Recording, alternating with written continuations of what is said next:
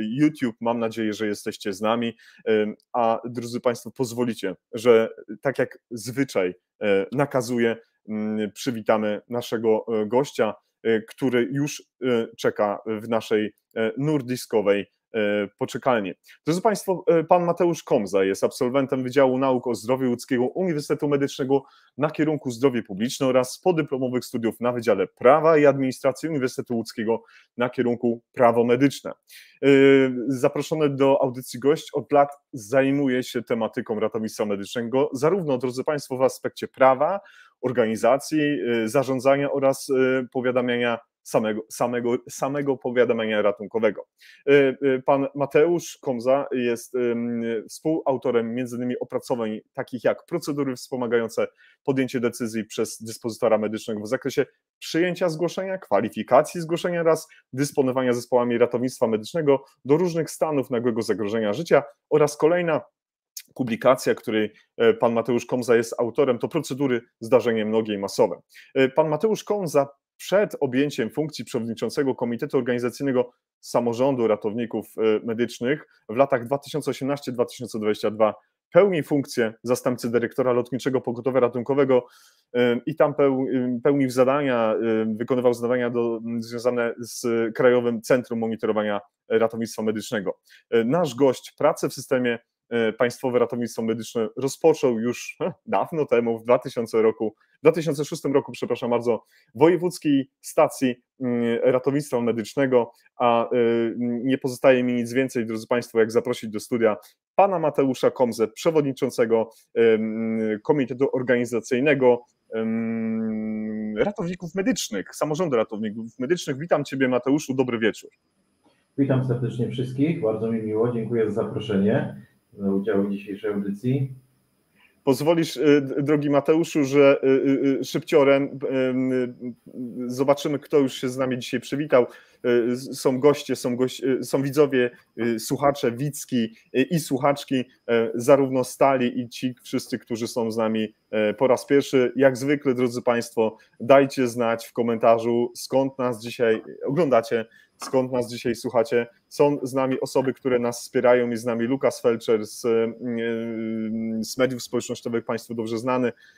Jest z nami Krzysztof Kotliński, paramedyk Polan. To są stali załoganci NT Live, którzy nas wspierają swoimi zasięgami. Jest paramedyk Prehospital Blog, również jest z nami Polskie Towarzystwo Pielęgniarstwa Ratunkowego, jest Marek Maślanka, jest ratownik na Wyspach i zaraz wyjustuję, kto jeszcze nas wspiera. Drodzy Państwo, napiszcie koniecznie w komentarzu, gdzie nas dzisiaj oglądacie, gdzie nas dzisiaj słuchacie. To ja na początku zapytam, gdzie przywitał nas dzisiaj nasz gość, Mateusz Komza. Gdzie ty dzisiaj jesteś?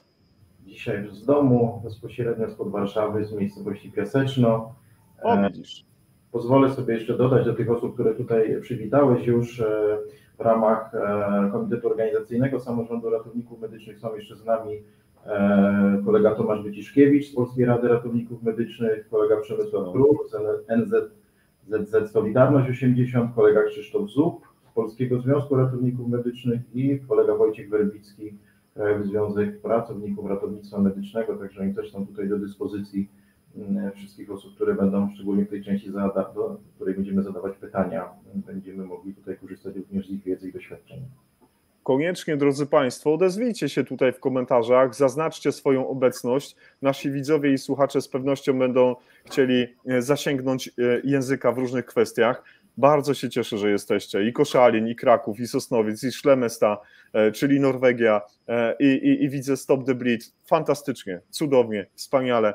Tęskniłem za Państwem bardzo, kiedy widzieliśmy się w Krakowie, kiedy mogłem do Państwa podejść, przybić piątkę, uściskać się, zrobić fajne foto na Face'a. Było mi ogromnie miło. To są naprawdę miłe sytuacje i bardzo się cieszę, że one są. Jest też dr Grzegorz Lewandowski. Witam Ciebie, Grzegorzu.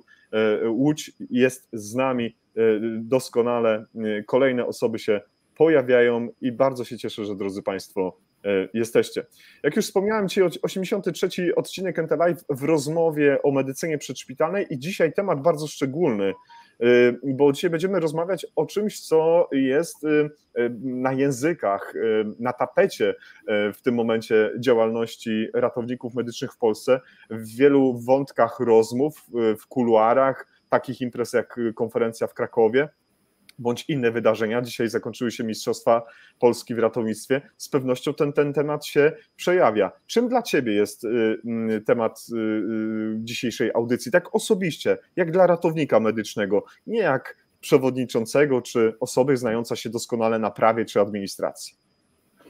No, ja wszędzie to powtarzam, może się to komu podobać, a nie wszystkim, natomiast jest to na pewno historyczne wydarzenie. To, że się udało po tylu latach procedowania, zabiegania o uregulowanie w odrębnej, dedykowanej ustawie zawód ratownika medycznego i dodatkowo jeszcze samorząd, bo tutaj mamy tak naprawdę dwa te obszary. Dzisiaj sobie, przygotowując się też do tej audycji, przejrzałem historycznie, jak to tak naprawdę wyglądało i od kiedy zaczęły się te pierwsze starania o uregulowanie zawodu właśnie w ustawie. Dotarłem do materiałów jeszcze z lat takich jak 2009, 2010, wtedy powstał pierwszy projekt tak naprawdę ustawy o zawodzie ratownika medycznego i o samorządzie ratowników medycznych, ale oddolnie, tak? Ponieważ on nie był wtedy przygotowany przez Ministerstwo Zdrowia, a był przygotowany przez Krajowy Związek Pracowników Ratownictwa Medycznego. On trafił do Ministerstwa Zdrowia, ale nie był procedowany. Mówię o tym, ponieważ ta historia wokół regulowania tego zawodu jest długa, bardzo wiele starań, bardzo wielu organizacji, bardzo wielu takich osób dobrej woli, czy to ratowników medycznych zrzeszonych w różnych organizacjach, czy indywidualnie, którzy wspierali ten projekt, później już na etapie tworzenia Polskiej Rady Ratowników Medycznych, bo taki związek stowarzyszeń również powstał, którego celem była przede wszystkim konsolidacja środowiska ratowników medycznych, ponieważ mieliśmy dosyć duży problem takiego rozdrobnienia i w rozmowach, czy to z Ministerstwem Zdrowia, czy z konsultantem krajowym, tych organizacji było bardzo, bardzo dużo. W 2010 roku powstała taka inicjatywa nomen omen w Ministerstwie Zdrowia. Na jednej z konferencji uzgodnieniowych projektu rozporządzenia zostaliśmy jako przedstawiciele tych organizacji, które wtedy brały udział w tej konferencji i powiedzieliśmy, słuchajcie, coś trzeba zrobić, musimy się, że tak powiem, zorganizować i zacząć walczyć, ponieważ ten temat nie będzie, że tak powiem, tutaj sprawnie procedowany. I w 2010 roku, 17 listopada w Łodzi, zostało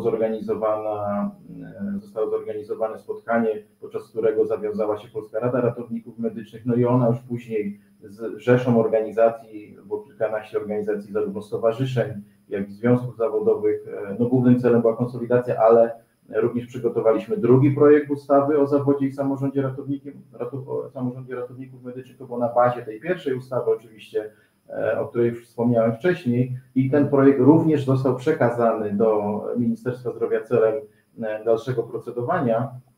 I tak naprawdę dopiero po 12 latach od tych dwóch wydarzeń projekt 29 września 2022 roku trafił jako projekt rządowy już do Sejmu do procedowania.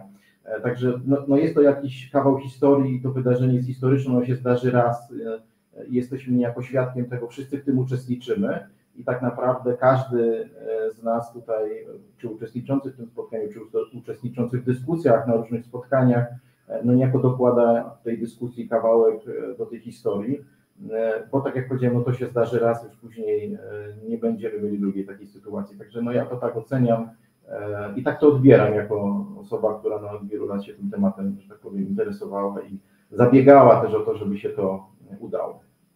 No właśnie, w tej części wywiadowczej, drogi Mateuszu, chciałbym się Ciebie zapytać, nie dyskredytując Twoje zainteresowania związane z prawem czy z administracją, ale co jest Tobie bliższe Twojemu sercu? Sprawy medyczne czy te, właśnie, systemowo-organizacyjne, prawne, te, którymi się zajmujesz?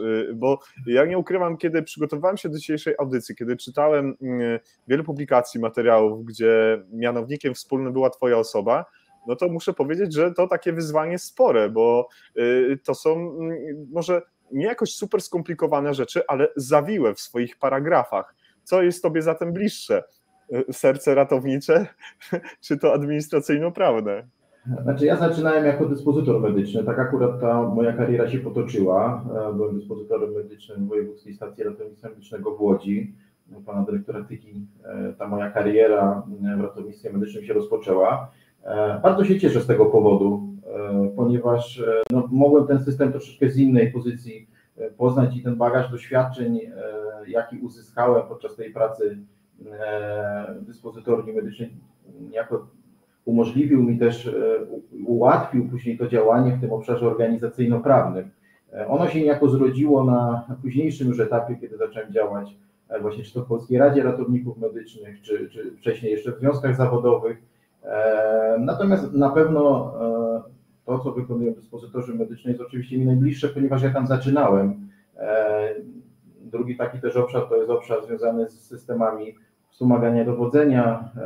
Jest to też bardzo trudny kawałek, ponieważ tam mamy wszystkie elementy również organizacyjne, prawne, medyczne, logistyczne. No niemniej jednak obecnie, że tak powiem, zajmuję się już bardziej tą sferą organizacji i zarządzania, ale też z dużym takim naciskiem na ten obszar prawny, który bardzo mi też leży na sercu, no ponieważ tak naprawdę od tego prawa jest to nasza podstawa działania i też zabezpieczenie działania osób, które udzielają medycznych czynności ratunkowych, czy świadczeń zdrowotnych, właśnie ratowników, czy to dyspozytorów medycznych i zawsze mi też na tym zależało, żeby nie tylko ten wymiar organizacyjny, ale też prawny, który jest podstawą we wszystkich, że tak powiem, krajach europejskich do działania w tak bardzo trudnym obszarze i specyficznym, ponieważ no, pewną specyfikę mamy i no, nie ma drugiego takiego obszaru ochrony zdrowia, który, że tak powiem, jest z każdej strony bombardowany różnymi czynnikami, które nie występują w wielu innych miejscach, tak? Także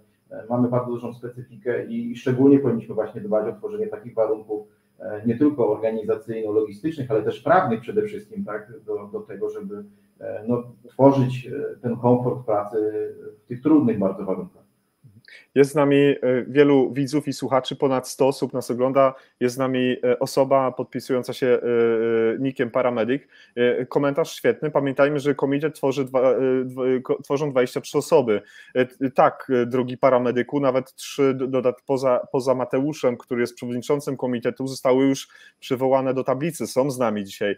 I myślę, że to jest dobry moment, Mateusz, że możemy powiedzieć, że mamy obiecane, że w NT-Live pojawią się w przyszłości jeszcze kolejne osoby z tego składu, które będą mogły coś więcej na ten temat opowiedzieć, bo nie chcielibyśmy, drodzy Państwo, dzisiaj na jednym tak naprawdę odcinku w rozmowie z przewodniczącym tego komitetu jakby zamknąć ten temat, zamknąć rozmowę, bo tak jak tutaj właśnie pojawił się Tomasz Wyciszkiewicz, który był przytoczony właśnie przez Mateusza, to te osoby są, tak więc uprzejmie dziękuję paramedykowi za te kwestie i na pewno pamiętamy, że poza Mateuszem Komzą jest jeszcze 22 członków tego komitetu, tak więc zapewniam, że Nordistrigget NT-Live będzie bardzo mocno otwarte na to, żeby pokazywać dodatkowe wątki związane z tymi osobami.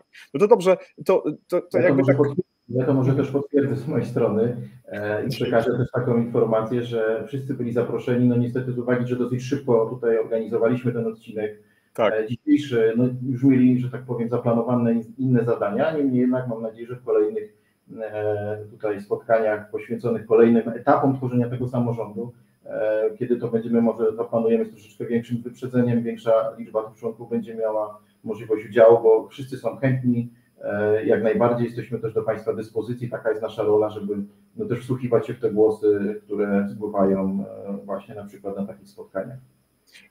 Ja przyznaję, że faktycznie ten początek września był niesamowity. Jeden duży kurs, potem konferencja w Krakowie, potem własne dyżury, potem szybka prośba i rozmowa z Mateuszem. Mateusz się zgodził, tak więc tak, potwierdzam, że tego czasu nie mieliśmy za wiele, ale i tak bardzo się cieszę, że ponad 100 osób nas teraz słucha i ogląda i jestem przekonany, że ten odcinek będzie powielany, będzie słuchany, będzie oglądany zarówno na YouTube, na Facebooku i również na Spotify. W związku z tym, nawiązując troszeczkę do tej twojej kariery administracyjno-prawniczej, gdzie zajmujesz się tym systemem, to zarówno pytanie jest do ciebie, ale do innych będzie jakby drugie. Jak to się stało, że dołączyłeś do komitetu organizacyjnego? I jak to się stało, że zostałeś jego przewodniczącym? A później zadam tobie pytanie, w jaki sposób się odbywa procedura zapraszania członków takiego komitetu? Znaczy, tutaj troszkę odsłonimy tą kuchnię. Tak naprawdę znalazłem się w komitecie na prośbę kolegi Jarka Madowicza, prezesa Polskiego Towarzystwa Ratowników Medycznych, który do mnie zadzwonił i powiedział: Mateusz, no szukamy tutaj osób wtedy jeszcze tak naprawdę, bo to było kilka osób, które chcemy zgłosić jako kandydatów do tego gremium, czyli do komitetu organizacyjnego.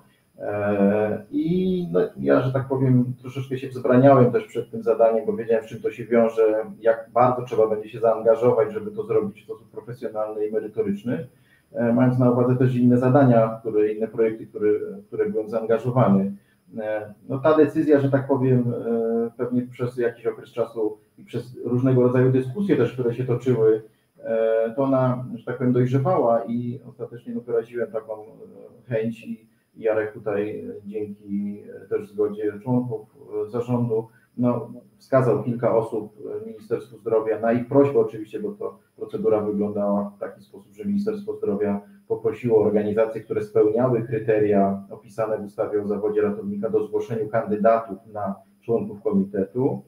No i następnie według do końca bliżej nieokreślonego klucza pojawiło się zarządzenie, w którym ostatecznie pojawili się członkowie, którzy byli zgłoszeni. Nie były to wszystkie osoby, bo wiem, że tych osób było dużo więcej zgłoszonych.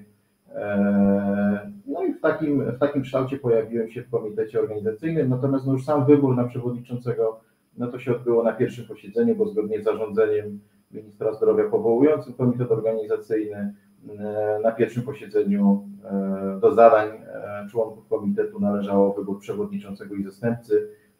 No i takim zaufaniem zostałem obdarzony przez kolegów i koleżanki, którzy weszli w skład tego komitetu. Zanim zapytam, jak właśnie pozostali weszli w skład tego komitetu, powiedziałeś przed chwilą o rzeczy, która mnie zaniepokoiła. Bliżej nieokreślonego algorytmu zostało to przyjęte przez ministerstwo. To brzmi bardzo enigmatycznie, to brzmi niebezpiecznie. Mógłbyś powiedzieć, co na ten temat myślisz? Znaczy, ja może odczytam to clue tego, tak? Klucza, które zostało opisane w ustawie, bo w skład komitetu organizacyjnego zgodnie z zapisami ustawy wchodzą reprezentanci wskazani przez właściwe organy ogólnopolskich związków zawodowych i stowarzyszeń zrzeszających co najmniej 500 ratowników medycznych, ale dodatkowym warunkiem było to, że trzeba było działać co najmniej przez 3 lata poprzedzające dzień wejścia w życie ustawy. No i ta wątpliwość, która się u Ciebie, że tak powiem, pojawiła, ona wynikała z tego, że przypuszczam, że po stronie Ministerstwa Zdrowia był problem, jak to zweryfikować, które organizacje tak naprawdę ile zrzeszają członków i w jaki sposób to zrobić. No i ta liczba tych członków oczywiście była określona, maksymalna w ustawie o zawodzie ratownika medycznego, natomiast ktoś podjął taką, a nie inną decyzję, że tyle osób, a nie więcej, mniej. Tego nie znamy, to są jakieś pewnie kuluary po stronie Ministerstwa Zdrowia i to pytanie należałoby zadać przedstawicielom Ministerstwa Zdrowia. My przyjęliśmy to z dobrodziejstwem jako inwentarza i w takim składzie, jak zostało to zawarte w zarządzeniu ministra zdrowia powołującego ten komitet, to zostało po prostu przyjęte, natomiast oczywiście wiemy, bo takie dyskusje oczywiście były również w tle, na jakiej podstawie, dlaczego się to stało, tam były też wyjaśnienia kwestii, dlaczego niektóre organizacje zgłosiły tylu, a dlaczego tylu dostały. To są jakieś rzeczy, którymi co do zasady ani ja, ani tutaj bezpośrednio członkowie komitetu się nie zajmują, bo to już jest jakaś historia. Natomiast taki etap, że tak powiem, tego tworzenia i powstawania tego komitetu był, bo tutaj też myślę, że warto zwrócić uwagę na jeden aspekt. Ja tutaj się będę posiłkował datami, bo wiemy doskonale, że ustawa została uchwalona w grudniu i podpisana przez pana prezydenta 12 grudnia dokładnie. Ona została później ogłoszona w Dzienniku Ustaw jeszcze w starym roku, czyli 21 grudnia 2022 roku, a tak naprawdę komitet został dopiero powołany zarządzeniem 4 maja, czyli minęło kilka miesięcy, zanim niejako ukonstytuowała się ta część związana z komitetem. Ten wątek poruszony przez Ciebie w tym momencie jest bardzo ważny. Ja jednak jeszcze wrócę i również paramedyk, myślę, że dzisiaj będzie ciekawa rozmowa i dyskus, pyta, czy wszyscy spełnili te warunki. Ja mam inne pytanie, czy my możemy zweryfikować, czy wszystkie organizacje, które zostały zgłoszone, które A, posiadały 500 członków, B, miały 3-letni staż, możemy to sprawdzić, możemy to zweryfikować, czy jest gdzieś jakaś taka informacja, baza danych, bo tutaj zgodzę się z paramedykiem, czy te warunki były spełnione. Drodzy Państwo, dzisiaj żeśmy sobie postawili za punkt honoru, żeby było to jak najbardziej transparentne i Mateusz obiecał, że ile się tylko da, ile będzie potrafił być transparentny, bazując na zasobie własnej wiedzy, to taki będzie. To jak to jest z tą informacją, czy te wszystkie organizacje spełniały te warunki? No my tego wprost nie wiemy, no bo przynajmniej ja nie wiem tego, ja nie mam takiej wiedzy. Wiem na pewno, że ta kwestia była wyjaśniana. Polskie Towarzystwo Ratowników Medycznych, wiem, że złożyło wniosek o dostęp do informacji w trybie, do informacji publicznej w takim trybie, żeby poznać, która organizacja kogo zgłosiła i ile oświadczyła, że ma tych członków. Natomiast no, taka informacja finalnie nie trafiła do takiej odpowiedzi. Polskie Towarzystwo nie dostało, nie zostało upublicznione te wnioski, te informacje, które pewnie by dały możliwość oceny każdemu, bo to przecież każdy wtedy mógłby ocenić, gdyby taka odpowiedź na to zapytanie w trybie dostępu do informacji publicznej by się pojawiło. Natomiast no, czy wszyscy spełniali, trudno mi jest powiedzieć, ponieważ no, każda organizacja no, wie, ile ma członków, wie, czy faktycznie są to ratownicy medyczni, czy też to są inne osoby, które są zrzeszone, bo też takie chodziły tutaj głosy i tutaj też taka wątpliwość, czy wszystkie organizacje, które podały jakąś tam wartość X członków, czy to są wszyscy ratownicy medyczni, czy wszystkie organizacje zrzeszają członków, tak, no taka też tutaj wątpliwość była, także tutaj wyjaśniając i odpowiadając Ci na to pytanie, no ja nie znam tej odpowiedzi, na pewno nie znam i myślę, że gdyby te dokumenty, które się pojawiły, gdzie każda organizacja odpowiadała na pismo Ministerstwa Zdrowia i zgłaszała kandydatów i oświadczała, ile osób zrzesza i kto się tak naprawdę pod tymi wnioskami podpisał, to wtedy każdy mógłby dokonać takiej merytorycznej oceny. Nie mając tych dokumentów, to tylko będzie taka dyskusja, która pewnie donikąd nas też nie będzie prowadziła. Powinna prowadzić nas do transparentności i do tak zwanej prawdy, bo ta prawda jest tylko jedna, jak to klasyk powiedział. I wiesz co, Mateusz, myślę, że to będzie jeden z pierwszych elementów, który będzie bardzo mocno wzbudzał zainteresowanie środowiska i pewne będą wątpliwości. Pozwolisz, że po audycji, żeby już dzisiaj się w tym momencie nad tym tematem nie rozwodzić, bo on jest długi, zastanowimy się, w jaki sposób oficjalną drogą możemy otrzymać informacje z ministerstwa. Ty jesteś specjalistą prawa medycznego i administracji, ja jestem samozwańczym dziennikarzem NTLive, no to połączmy siły i niech przedstawią te swoje wnioski, niech przedstawią wyniki, bo obawiam się, że to może być kość niezgody w sytuacji, kiedy będziemy za chwilkę wybierać delegatów, którzy za chwilkę będą wybierać swoich członków. Tu jest z nami dzisiaj Bartek Zimo, którego bardzo serdecznie pozdrawiam. Bartek napisał, że ta ocena polegała tylko i wyłącznie na oświadczeniach. Dla nas to jest niewystarczające. Dla mnie osobiście mnie to w ogóle nie przekonuje i trochę szkoda, że ministerstwo nawet przewodniczącemu komitetu w osobie pana Mateusza Komzy nie otrzymało takiej wiedzy i informacji. Szkoda, że tak jest. Jest z nami też Michał Czerwiński, który napisał tak, że w KRS każda organizacja i stowarzyszenie posiada listę czynnych członków, czyli takich, co opłacają składki i chyba, myślę, Michał, jeżeli się mylę, to mnie popraw, data założenia tej organizacji, bo jednego dnia możemy jej nie mieć, a na drugi dzień już 500 osób jest. Więc to są takie wątki, które na pewno warto byłoby sprawdzić. Pozwolisz, Mateuszu, że już poza anteną wrócimy do tej rozmowy i nakierujesz mnie na prawidłową ścieżkę prawną, gdzie można otrzymać odpowiedź na to pytanie. Możemy mieć taką umowę? Oczywiście, jak najbardziej. Świetnie. Zanim przejdziemy... no to właśnie. Wątek, który już wyciągnąłeś przed momentem z twojej kieszeni, był taki, że pan prezydent, uwaga, ściągę biorę sobie tutaj, pan prezydent podpisał ustawę z końcem grudnia 2022 roku. Ona weszła w życie, zaczęła funkcjonować w 2023, ale tak naprawdę finalnie to maj 2023 roku to dopiero waszej rozpoczęcie czas rozpoczęcia waszej pracy. Czyli co? Straciliśmy 6 miesięcy? Znaczy, no gdybyśmy, patrząc na te daty, tak, o których powiedziałeś i które każdy sobie może odczytać, no to tak naprawdę przepisy dotyczące Komitetu Organizacyjnego Samorządu Ratowników Medycznych wchodzą 5 stycznia 2023 roku. Do końca stycznia każda organizacja, która została o to poproszona, miała czas na zgłoszenie kandydatów do komitetu i później kolejnym takim etapem pewnie była weryfikacja tych wniosków, tych oświadczeń, tak jak tutaj kolega w tym wpisie wskazał.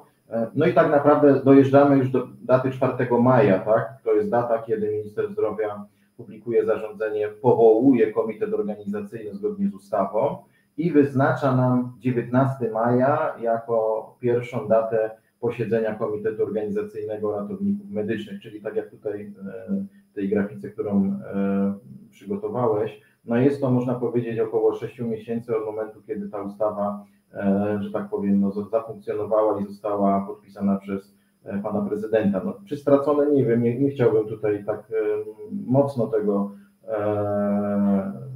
podkreślać. Na pewno, gdybyśmy zaczęli wcześniej pracę, pewnie byśmy już byli na etapie wyborów w poszczególnych województwach. Może nawet już jesień tego roku to byłoby pierwszy krajowy zjazd ratowników medycznych, a to pewnie powiemy później, to się troszeczkę przesunie, ponieważ no, zaczęliśmy pracować, można powiedzieć, że w końcówce maja tak naprawdę to pierwsze posiedzenie, ale staraliśmy się wykorzystać do maksimum ten okres wakacyjny i w wakacje spotkaliśmy się tak naprawdę 4 razy, czyli można powiedzieć, że w lipcu i w sierpniu dwukrotnie praktycznie, no tak, żeby jak najwięcej tych prac zrealizować, które mogliśmy przygotować i niejako już no, nie przyciągać jeszcze bardziej tego czasu, kiedy rozpocznie się spis ratowników medycznych i będą odbywały się wybory już na delegatów, no bo tak jak mówisz, tutaj kilka miesięcy zanim zaczęliśmy działać, plus jakbyśmy jeszcze to teraz przeciągali, na przykład zaczęli pracę dopiero we wrześniu, mijając te okresy wakacyjne, ale tutaj mając na uwadze cel, każdy tutaj z członków komitetu rozumiał tą potrzebę sprawnego procedowania, no i to się tutaj wspólnymi siłami udało. Czy pytając Ciebie jako eksperta w dziedzinie prawa medycznego, administracji, mógłbyś odpowiedzieć jednoznacznie tak lub nie? Czy to 6-miesięczne opóźnienie jest zgodnie z obowiązującymi przepisami, czy można byłoby tu się doszukiwać dziury w całym? Znaczy mamy zapis w ustawie mówiący o tym, że no te wybory w poszczególnych województwach, wybory delegatów powinny się odbyć 6 miesięcy od wejścia w życie tej ustawy, tak? Także no, można powiedzieć, że i jesteśmy w czasie i nie jesteśmy w tym czasie, tak? W zależności od kiedy liczymy, tak? My jako komitet oczywiście liczymy od momentu, kiedy zaczęliśmy działalność. Rozumiem. Tak, natomiast no, to już pewnie w zależności kto z jakiego punktu by oceniał. Wydaje mi się, że wszystkim zależy nam na tym, żeby ten proces dobrze przygotować, merytorycznie, transparentnie, ale też dosyć sprawnie, tak, bez zbędnej zwłoki, żeby to się nie przeciągało na kolejne miesiące, nie daj Bóg lata, tak jak to jest w innych samorządach, bo mamy przykład z innych grup, gdzie to się nie udało sprawnie przygotować. Tutaj mam nadzieję, jesteśmy już na dobrej drodze do finalizacji tych prac takich organizacyjno-logistycznych, które no, musiały też być zaplanowane do tego, żeby no, między innymi na przykład rozpocząć spis ratowników, o którym pewnie za chwilę będziemy rozmawiać. Tak, to jest jeden z kilku stałych punktów, któreśmy uzgodnili, że one się muszą pojawić. Drodzy Państwo, zadajecie już pewne pytania i dochodzą do nas komentarze. Pierwsza część wywiadowcza, druga część taka właśnie merytoryczna z odniesieniem do wielu rzeczy, a trzecia część to Q&A. Więc Panie Krzysztofie, Pan Krzysztof Kuriata, serdecznie Pana witam, dobry wieczór, chyba pierwszy raz Pan jest z nami. Bardzo za to dziękuję, że zdecydował się Pan dołączyć do dzisiejszego NT Live. To bardzo miłe. Pozwoli Pan, że na razie zamilknę w tej kwestii i chcielibyśmy przejść troszeczkę dalej, żeby krok po kroku wyjaśnić Państwu, żeby Mateusz Komza, gość dzisiejszego NT Live, wytłumaczył te zawiłości prawno-administracyjne. Ale zanim to zrobimy, zanim o roli i zadaniach związanych z komitetem, to ja mam takie pytanie do Ciebie, tak po prostu, na chłopski rozum, co każdy z nas. ratowników, ratowniczek powinien wiedzieć o samorządzie ratowników medycznych. I tak ogólnie w skali końcowej, ale też już na etapie przygotowania struktury organizacyjnej. Jakbyś mógł nam to tak jak najmniej skomplikowanie wytłumaczyć. Po pierwsze, tak naprawdę mamy chyba dwa obszary, które powinny każdego interesować. To jest to, jakie zadania ma samorząd, bo oczywiście ustawa nasza może nie jest jakaś bardzo długa, bo liczy sobie 43 strony. No niemniej jednak czytanie aktów prawnych przez osoby, które na co dzień nie korzystają z tego typu dokumentów, jest trudna, nieprzyjemna i męcząca. To na pewno obszar zadań, bo samorząd tych kompetencji, które są zapisane w artykule 118, wbrew pozorom ma dosyć dużo. Nie wiem, czy chcemy je tutaj wszystkie przytaczać. Myślę, że nie, bo nie ma na to czasu. Gdzie je znajdziemy? Gdzie je znajdziemy? W artykule 118 ustawy. Tam jest między innymi kwestia etyki zawodowej, dbania i przestrzegania zasad etyki zawodowej, stworzenie takich zasad, bo tego do tej pory nie było. Kwestia prawa przyznawania, prawa wykonywania zawodu, to jest też nowy taki element, którym do tej pory my jako zawód ratowników medycznych nie mieliśmy do czynienia. Uznawanie kwalifikacji ratowników medycznych, bo pamiętajmy, że mamy ratowników medycznych nie tylko w Polsce, ale też w innych krajach, którzy do nas przyjeżdżają. Tam jest również kwestia powrotu do zawodu ratowników medycznych, którzy kiedyś, że tak powiem, ukończyli kształcenie dla tego kierunku, ale z jakichś przyczyn życiowych ta droga im się tak potoczyła, że nie pracowali w zawodzie, a teraz bardzo dużo osób pyta, mamy dużo pytań w tym zakresie właśnie, jak można wrócić do zawodu ratownika medycznego. Mamy cały obszar doskonalenia zawodowego, który do tej pory był troszkę w urzędach wojewódzkich, troszkę w CNKP, troszkę tak naprawdę u konsultantów wojewódzkich. No teraz tutaj samorząd również ma wpisane takie zadania, ono jest tak nazwane fajnie koordynowanie doskonalenia zawodowego bardzo szeroko. Nadzór nad tym doskonaleniem zawodowym, bo też wiemy, że tam jest kilka takich elementów, które budzą wątpliwości w tych dyskusjach z ratownikami medycznymi, jak rozmawiamy na różnych spotkaniach. No i to są takie może główne obszary, bo jest oczywiście kwestia pilnowania wielu kwestii legislacji, spotkań, standardów postępowania, też taki chyba nowy obszar, w końcu będzie jedna organizacja, która będzie się też tym zajmowała, bo do tej pory tak nie za bardzo nie było takiego gospodarza dla tego obszaru.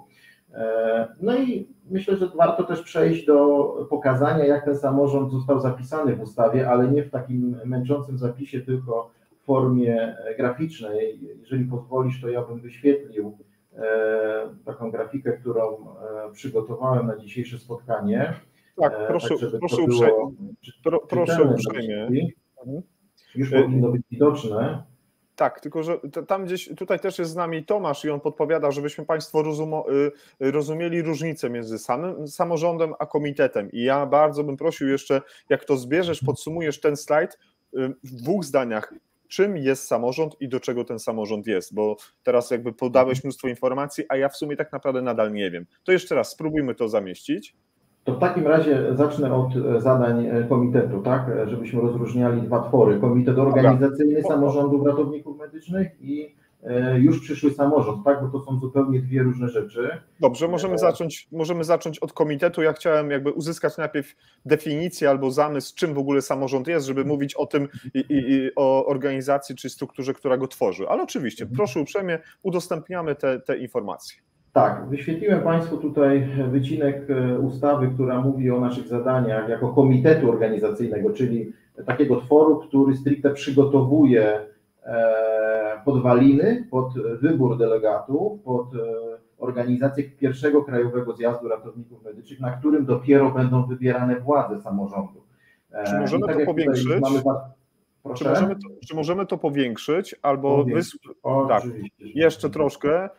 Są z nami widzowie i słuchacze, którzy będą chcieli przynajmniej wynotować sobie paragrafy, więc bardzo bym prosił. Tak, i tutaj na samym dole macie Państwo w artykule 229.4 tak naprawdę główne zadania, które są postawione członkom Komitetu Organizacyjnego Samorządu Ratowników Medycznych, czyli jedyneczka, dokonywanie wpisu do spisu ratowników medycznych.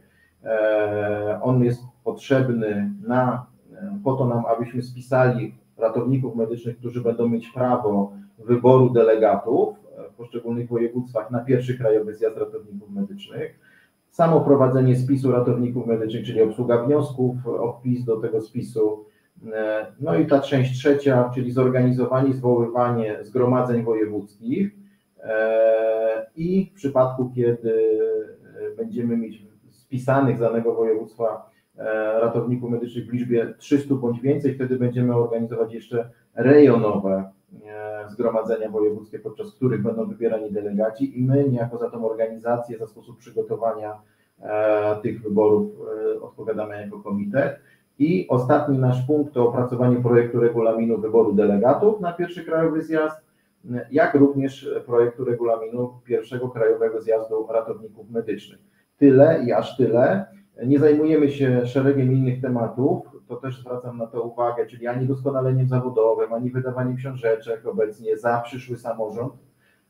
Mówię o tym, ponieważ takie pytania trafiają do komitetu i staramy się oczywiście na nie odpowiadać, niemniej jednak ten nasz zakres zadań reguluje ustawa i on jest taki konkretnie zdefiniowany i nic poza ten zakres my jako komitet, jako członkowie staramy się tutaj nie realizować, żeby nie wchodzić, nie powodować jakichś tutaj perturbacji. Ze wszystkimi innymi tematami związanymi z tym, co się dzisiaj dzieje, jeśli chodzi o wykonywanie zawodu ratownika medycznego, my te pytania kierujemy do Ministerstwa Zdrowia, do departamentów, które są za to odpowiedzialne i jako komitet nie podejmujemy tutaj dyskusji, żeby, tak jak mówię, nie powodowało to dodatkowych pytań, które nie powinny tutaj się pojawić.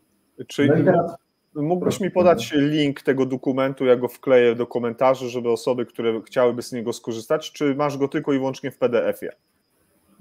Wiesz co, ja zaraz przygotuję i go wkleję, także dobra, świetnie. Nie mam go akurat teraz, ale jak będzie moment, to ja odszukam. Dobrze, nie ma problemu, to będzie świetnie. Dobrze, zamieniam się w słuch, proszę uprzejmie. I teraz ta druga część, czyli już nie komitet organizacyjny, ale przyszły samorząd ratowników medycznych, co tak naprawdę w nim jest, ponieważ ustawa, tak jak sobie już powiedzieliśmy, to definiuje, ale tak jak mówię, przygotowałem taką grafikę, która wydaje mi się w taki sposób graficzny to zaprezentuje. Tak naprawdę co to jest ten przyszły samorząd? To jest tak naprawdę Krajowa Izba Ratowników Medycznych, ponieważ my mamy samorząd zaplanowany w formie centralnej, tak ustawodawca to przewidział.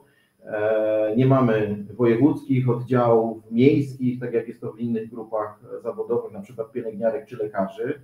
Też dużo pytań w tym obszarze się pojawia. My jako komitet organizacyjny tego nie ustalaliśmy. Dostaliśmy to z dobrodziejstwem inwentarza, to zostało zapisane w ustawie. No i tak naprawdę co wchodzi w tą Krajową Izbę Ratowników Medycznych? Mamy Krajowy Zjazd Ratowników Medycznych, czyli jest to miejsce, na którym przyjeżdżają wybrani delegaci w poszczególnych województwach i podczas tego Krajowego Zjazdu wybierane są przyszłe władze samorządu, o których zaraz sobie też powiemy.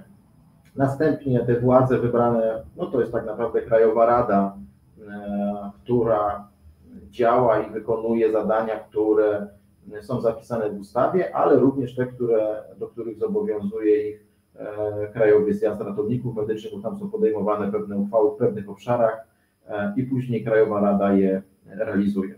Standardowo oczywiście dla osób, które działają w jakichś organizacjach, wiemy, że jest komisja rewizyjna, która odpowiada za weryfikację tej działalności. No i cały taki nowy blok, który do tej pory nie funkcjonował. Mamy sąd dyscyplinarny, wyższy sąd dyscyplinarny, no i rzecznika dyscyplinarnego. To są zero-jedynkowo przepisane elementy, które określa nasza ustawa. Teraz może o tej Krajowej Radzie troszeczkę, co tak naprawdę w nią wchodzi. Ona się składa z prezesa Krajowej Rady i z członków wybieranych przez Krajowy Zjazd. Zarówno prezes, jak i członkowie, to co powiedziałem wcześniej, są wybierani na Krajowym Zjeździe Ratowników Medycznych i tworzą Krajową Radę. W ramach tej Krajowej Rady może działać prezydium, jest to w ustawie również określone, tak żeby sprawnie funkcjonowało to ciało. I kto wchodzi w skład prezydium Krajowej Rady? To jest prezes, wiceprezes, drugi wiceprezes, to mamy liczbę mnogą w ustawie, czyli pewnie co najmniej dwóch. Ile będzie tych stanowisk, też tego nie wiemy, bo to jest kompetencja Krajowego Zjazdu Ratowników Medycznych. sekretarz, skarbnik i członkowie prezydium też nie określone w liczbie, więc ja tutaj Państwu podaję tylko to, co mamy zapisane na twardo w ustawie. Ile będzie tych stanowisk, jaka będzie potrzeba, tego nie wiemy, to wszystko będzie ustalał dopiero Krajowy Zjazd Ratowników Medycznych. No, komisja rewizyjna, krótko, przewodniczący, zastępca, drugi zastępca, nie będę się tutaj zatrzymywał. To, co może być istotne, z uwagi, że jest to nowy obszar, to sąd dyscyplinarny, on orzeka w składzie 3-osobowym i Wyższy Sąd Dyscyplinarny orzeka w składzie 5-osobowym. No i tutaj na pewno do decyzji też Krajowego Zjazdu Ratowników Medycznych ile będzie tych osób w tych sądach, tak? To też będzie ważne, żeby to zostało określone. Ustawa tego nie określa, komitet organizacyjny również nie jest od tego, aby te kwestie określać. No i ten ostatni element, czyli rzecznik dyscyplinarny i zastępca rzecznika dyscyplinarnego, on też ma w ustawie zapisane konkretne zadania, które będzie realizował. No i to tyle, jeśli chodzi o takie graficzne przedstawienie samorządu, żebyśmy mogli dyskutować tak naprawdę o tym, jak to mniej więcej wygląda, jak to jest zapisane w ustawie. To ja wyłączam tą prezentację. Ekstra. Ja się tylko chciałbym zapytać, czy na tym etapie przewidujecie, czy przewiduje komitet i w przyszłości samorząd, że będzie rzecznik prasowy, rzecznik odpowiedzialny za to, żeby ten przekaz między mediami, między zainteresowanymi stronami był, czy taka funkcja będzie powoływana, bo to jakby wracamy do audycji Public Relations w medycynie przedszpitalnej i myślę, że to jest dobry moment, żeby o to zapytać. To jest moje pytanie. Znaczy tak, na pewno nie jest to zadanie komitetu organizacyjnego, żeby oczywiście, to pierwsza kwestia. To jest znowu obszar, który jest zapisany krajowemu delegatom, którzy przyjadą na Krajowy Zjazd Ratowników Medycznych i tam na pewno ta debata i dyskusja będzie. Gdybyś mnie zapytał prywatnie, jakie jest moje zdanie, ja na pewno wielokrotnie już się na ten temat wypowiadałem, jestem jak najbardziej za, jest tego za mało i na pewno przydałaby się taka funkcja, ta osoba, która by dbała też o tą komunikację na zewnątrz, ale w taki sposób właśnie dynamiczny, żeby to nie było, że tak powiem, ad hocowe, z jakimś opóźnieniem dużym. Także na pewno tak, natomiast jaka będzie decyzja delegatów na Krajowy Zjazd, tego nie wiemy, to jest przyszłość. Dobrze, to mamy tę część, rolę i zadania samego komitetu, który tworzy, tak jak powiedzieliśmy, podwaliny, nie zajmuje się tymi kwestiami, które tylko powiedziałeś, książeczki, prawo wykonywania zawodu i tak dalej, tylko jakby tworzy te ramy prawne na to, żeby właśnie ci delegaci tworzyli właśnie kolejny etap. Czyli jesteśmy w momencie, gdzie możemy zacząć rozmawiać o kolejnym ważnym punkcie naszej rozmowy, prawda? Tak, dokładnie, jak najbardziej. Tutaj, czy to jest dobry moment, żeby zapytać o finansowanie zarówno samego komitetu organizacyjnego, no i też samorządu, bo wiemy doskonale, że tutaj też są bardzo często pytania, kto finansuje komitet, skąd są te środki i kto będzie finansował samorząd i skąd to są środki, szczególnie, że musimy rozmawiać tutaj o tym, że finalnie samorząd będzie miał ogromne zadania. To jest machina administracyjna potężna, tak myślę, z tego co tutaj widzę. No i ja byłbym zainteresowany, skąd będą pozyskiwane środki finansowe na to, żeby to się działo, ale zanim samorząd, no to komitet. Przecież wy jakieś środki też musicie finansowe mieć.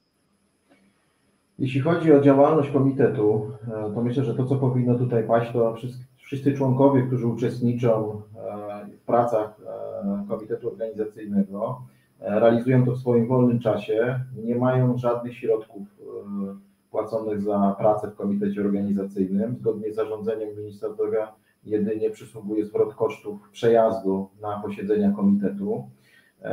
Wiem, że również, że w budżecie po stronie Ministerstwa Zdrowia są środki przeznaczone na głównie przygotowanie na przykład urn, zakup urn, czyli tych rzeczy związanych, które będą potrzebne z wyborami, jak również organizacja Krajowego Zjazdu Ratowników Medycznych. To takie środki, które będą potrzebne na zrealizowanie tych zadań są. Komitet korzysta, ponieważ nie posiadamy swoich ekspertów w zakresie prawa, korzystamy z zaplecza Ministerstwa Zdrowia. Tak to zostało skonstruowane, my na to wpływu nie mamy. Więc tutaj myślę, że jeśli chodzi o komitet, to jest to jasne, nie będę się tutaj dłużej zatrzymywał. Natomiast jeśli chodzi o przyszły samorząd, to ustawa też konkretnie wskazuje, jak to będzie finansowane, czyli przede wszystkim mowa jest o składkach, które będą płacili członkowie czy samorządu, czyli ratownicy medyczni.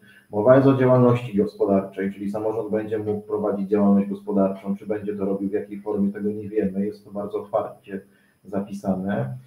Mowa jest również o subwencjach i dotacjach na rzecz samorządu. To też jest taki ważny element, szczególnie na początku działalności samorządu, czyli w momencie, kiedy będą wybrane władze samorządu przez Krajowy Zjazd Ratowników Medycznych, no to przecież trzeba będzie stworzyć całą strukturę, całą część organizacyjno-administracyjną, bo to, że my wybierzemy władzę, to też na to zwracam uwagę i wszędzie staram się też tłumaczyć, to samorząd nie zacznie realizować tych wszystkich zadań, które ma określone w ustawie, ponieważ no, nie będzie miał ani pracowników, ani zaplecza takiego technicznego, no jakieś biuro, w którym będzie te zadania realizował, przyjmował wnioski o wydanie prawa wykonywania zawodu, czy o wpis do rejestru ratowników medycznych, więc tutaj na pewno taka potrzeba jest, aby tą początkową działalność finansować no właśnie na przykład w formie dotacji i taką tutaj gotowość wstępną Ministerstwo Zdrowia zgłosiło, że pracują też na tym, żeby takie środki pozyskać, na przykład na budowę rejestru ratowników medycznych. Jest to zadanie przyszłego samorządu.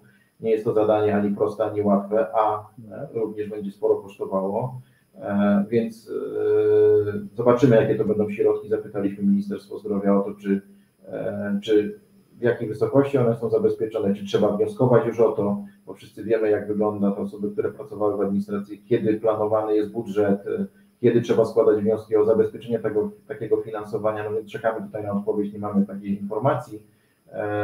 Także no, tak to mniej więcej będzie wyglądało, takie są źródła, one są bardzo podobne jak w innych samorządach, nic tutaj nowego się nie pojawiło, jeśli chodzi o nasz samorząd. Będę się posiłkował Bartkiem, bo jak wiesz, Bartek Zimoch, który jest bardzo często z nami, Bartek jest bardzo często w całej Polsce, pokazuje, rozmawia, dyskutuje, często się wspiera, nie sprzecza, wspiera w różnych kwestiach i Bartek zaznaczył bardzo ważną kwestię, to jest komentarz, nie pytanie. Ustawa zobowiązuje ministerstwo do finansowania działalności komitetu, więc tu powiedziałeś przed chwilą o jakichś dotacjach, o jakiejś dobrej woli ministerstwa. Jeżeli ustawa zobowiązuje, to jest nakaz ministerialny, jest to nakaz ustawowy zgodnie z ustawą, więc jeżeli Ministerstwo Zdrowia ma jakiś kłopot w interpretacji prawa, a prawa ustawodawczego, który też się pewnie tworzył, więc warto zwrócić uwagę na ten komentarz Bartka Zimocha, który wprost napisał, że te finansowanie powinno być ustawowo dla was zapewnione.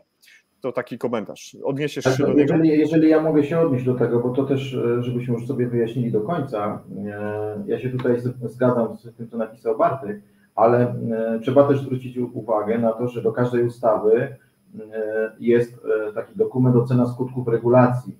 I w tym dokumencie zapisuje się i szacuje się te koszty związane z tymi zadaniami, które wprowadza ustawa, i tak naprawdę później tylko w takim obszarze można się gospodarować, jeżeli są tam w ogóle jakieś środki zapisane. W przypadku ustawy o zawodzie ratownika medycznego, tam są bardzo niewielkie kwoty na tą część początkową związaną z działalnością komitetu i nie ma żadnych środków zapisanych na przyszłą działalność samorządu. To od razu tutaj mówię i oczywiście to, w jakim zakresie jest to ujęte w tym dokumencie oceny skutków regulacji, to jak najbardziej my z tego korzystamy. Natomiast na obecną chwilę ocena skutków regulacji nie przewiduje żadnego finansowania już w momencie utworzenia samorządu. To już będzie tak naprawdę w cudzysłowie taka dobra wola przyszłych władz tutaj Ministerstwa Zdrowia do przekazywania jakichś dotacji na działalność czy na konkretne zadania. To tutaj, żebyśmy mieli też jasność. Tak? A nie masz wrażenia, drogi Mateuszu, zarówno jako ekspert prawa medycznego i administracji, że to jest troszeczkę umywania rąk i trochę pozbycia się problemów, bo skoro na wasze barki w przyszłości, wasze, to znaczy nie mówię twojej i tej ekipy, bo wiem, że jesteście komitetem, ale wasze, czyli ludzi, którzy będą kiedyś za to odpowiadać, spadnie ogromna odpowiedzialność nie tylko administracyjna, ale też finansowa. No i co wtedy? jaka musiała być ogromna składka, żeby pokrywać te środki. Ja zostawiam taką tezę niedopowiedzianą może trochę, ale w tym momencie, kiedy do mnie docierają te informacje, jeszcze dociera do mnie taki komentarz pana Krzysztofa, pan Krzysztof Zub jest z nami, który napisał: brak jakichkolwiek konkretów ze strony Ministerstwa Zdrowia, jeżeli chodzi o środki. Otrzymujemy informację, że środki będą zabezpieczone w jakiejś wysokości. Absolutnie komitet tego nie wie. No i dla mnie to są bardzo kłopotliwe kwestie i trudno mi je zrozumieć. Możesz się do tego odnieść, a ja już wklejam ten zapis, o który prosiłem o tych artykułach. Dziękuję tutaj koledze Krzysztofowi, że przytoczył to. Tak, jak najbardziej taki jest stan wiedzy na dzień dzisiejszy, ale to, szanowni państwo, wynika troszeczkę z procesu, jeśli chodzi o planowanie środków budżetu na przyszły rok. Może trochę tej kuchni odsłonię z tego okresu, kiedy pracowałem w Ministerstwie Zdrowia. Tak naprawdę niedawno zakończył się okres wnioskowania o dodatkowe środki, znaczy o dodatkowe środki w ogóle do budżetu na przyszły rok. I tak naprawdę dokąd nie ukaże się projekt budżetu, ustawy budżetowej, jak również nie zostanie to finalnie sprocedowane w parlamencie i podpisane przez prezydenta, to my nie będziemy do końca wiedzieli, czy w ogóle będą jakieś środki w jakiejś wysokości.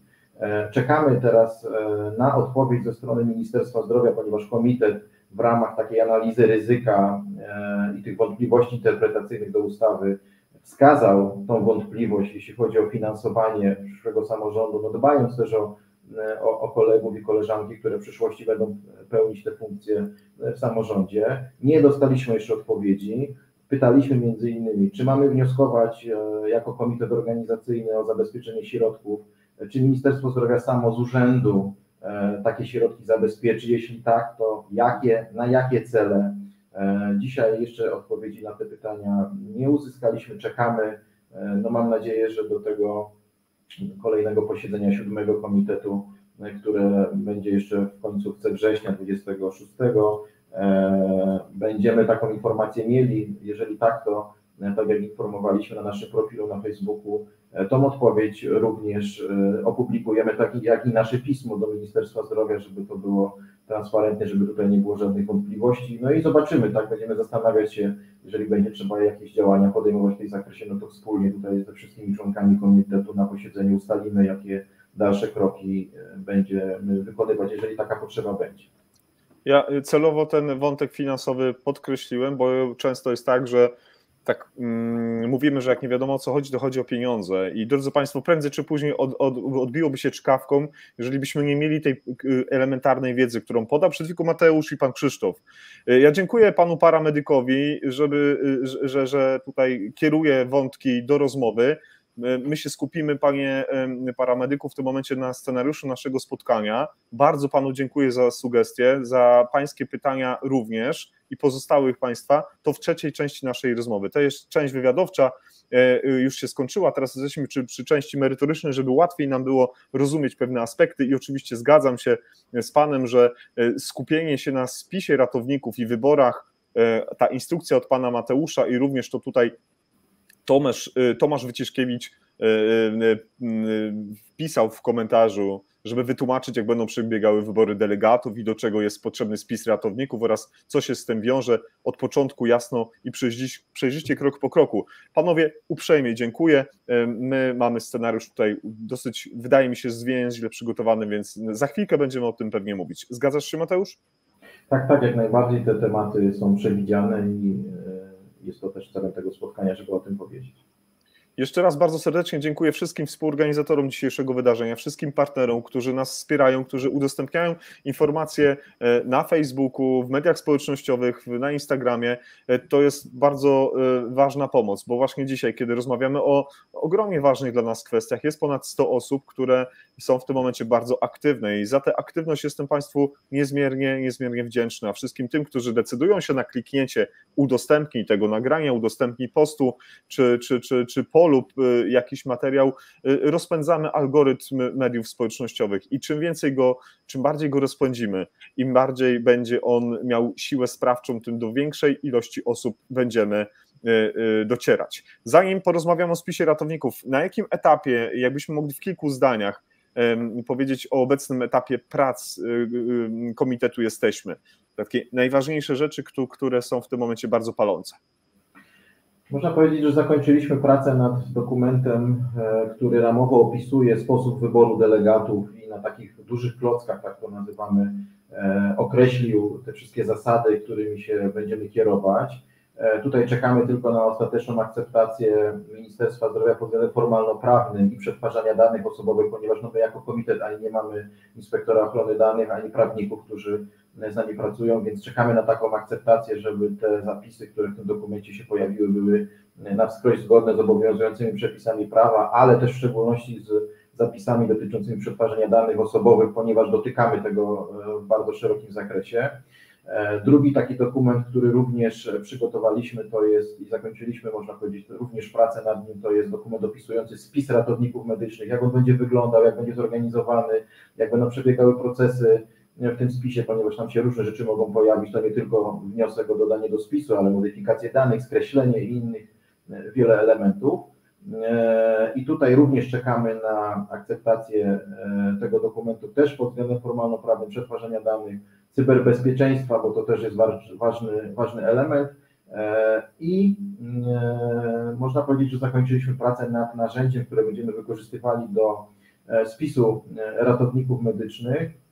Udało się tutaj wypracować zarówno z członkami komitetu organizacyjnego, jak również z Ministerstwem Zdrowia i inżynierami z Centrum E-Zdrowia, no takiego rozwiązania, które wydaje mi się będzie praktyczne dla wszystkich ratowników medycznych, ponieważ przyjęliśmy sobie za taki punkt do zrealizowania, czyli nie chcemy papierowych wniosków o wpis do spisu ratowników medycznych. Przygotowaliśmy dedykowany formularz elektroniczny. Nie wiem, czy jest to moment teraz, żeby go już pokazać. Taki mamy. Mówimy o spisie, tak? Mówimy o spisie, rozumiem. Tak, jesteśmy tutaj, pojawiają się tutaj komentarze. Pan Paweł, panie Pawle, myślę, że nie jest pan z nami od początku. Pozwoli pan, że pańskie pytanie odnośnie tego wątku i każdego innego będzie zadane naszemu gościowi. Teraz chcielibyśmy konkretnie przedstawić merytoryczne kwestie, żeby było nam łatwiej rozumieć pewne sprawy i może wtedy te pytania będą bardziej jeszcze ukierunkowane. Tak więc nie pomijamy pańskiego pytania czy komentarza, widzimy go, niebawem do niego wrócimy. Dziękuję bardzo. Ja tutaj udostępniłem teraz widok formularza spisu ratowników medycznych. To jest taki, można powiedzieć, pierwszy moment, kiedy wszyscy mogą go zobaczyć w takiej wersji już prawie produkcyjnej. Tak jak powiedziałem, formularz jest bardzo prosty, intuicyjny. Bardzo nam na tym zależało, żebyśmy nie obciążali ratowników medycznych wpisami i dodawaniem różnych dokumentów czy wpisów w tym formularzu, które wymagałyby dużo tego czasu. Zbieramy minimum danych, jakie jest nam potrzebne do tego, żeby sprawnie zorganizować wybory w poszczególnych województwach na delegatów Krajowego Zjazdu. Ja tutaj postaram się sprawnie przejść po tym formularzu. Będzie to imię, nazwisko rodowe. Chwilę się tutaj zatrzymam. Zwracam na to uwagę szczególnie dla osób, które zmieniały nazwisko, na przykład dyplom ukończenia kształcenia mają jeszcze z nazwiskiem panieńskim, a obecnie już mają inne nazwisko zmienione. No są takie sytuacje, więc tutaj również to zabezpieczyliśmy. Numer PESEL jest numerem, który umożliwia nam weryfikację ratowników medycznych, tak żeby nie dochodziło do sytuacji, że ktoś się kilkukrotnie zgłasza do tego spisu, także jeden numer PESEL, jeden ratownik.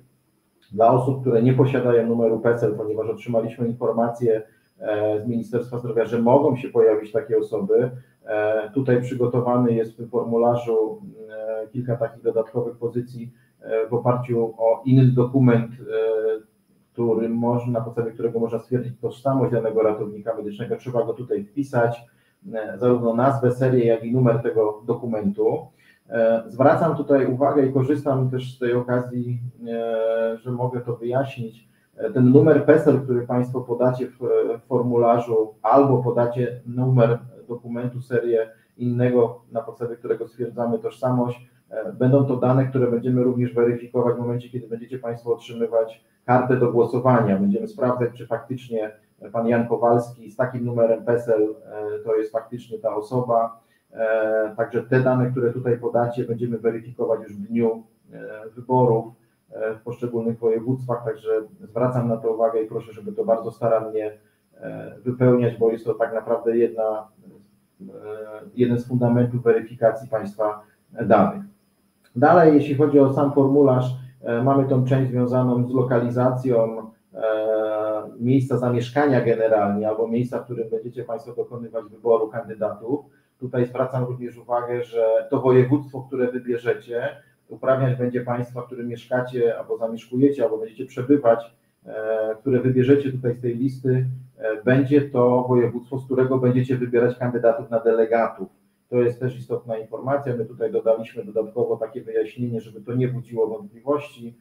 Dalsze te pola są zesłownikowane, można sobie tutaj dowolnie je wybierać po wpisaniu kilku liter. Również jest podpowiedź, jeśli chodzi o miejscowość, powiat, gminę, no i kod pocztowy, ponieważ czasem się tak zdarza, że mamy kilka miejscowości, które są o takiej samej nazwie i różni je tylko kod pocztowy, więc tutaj ten kod również dodaliśmy.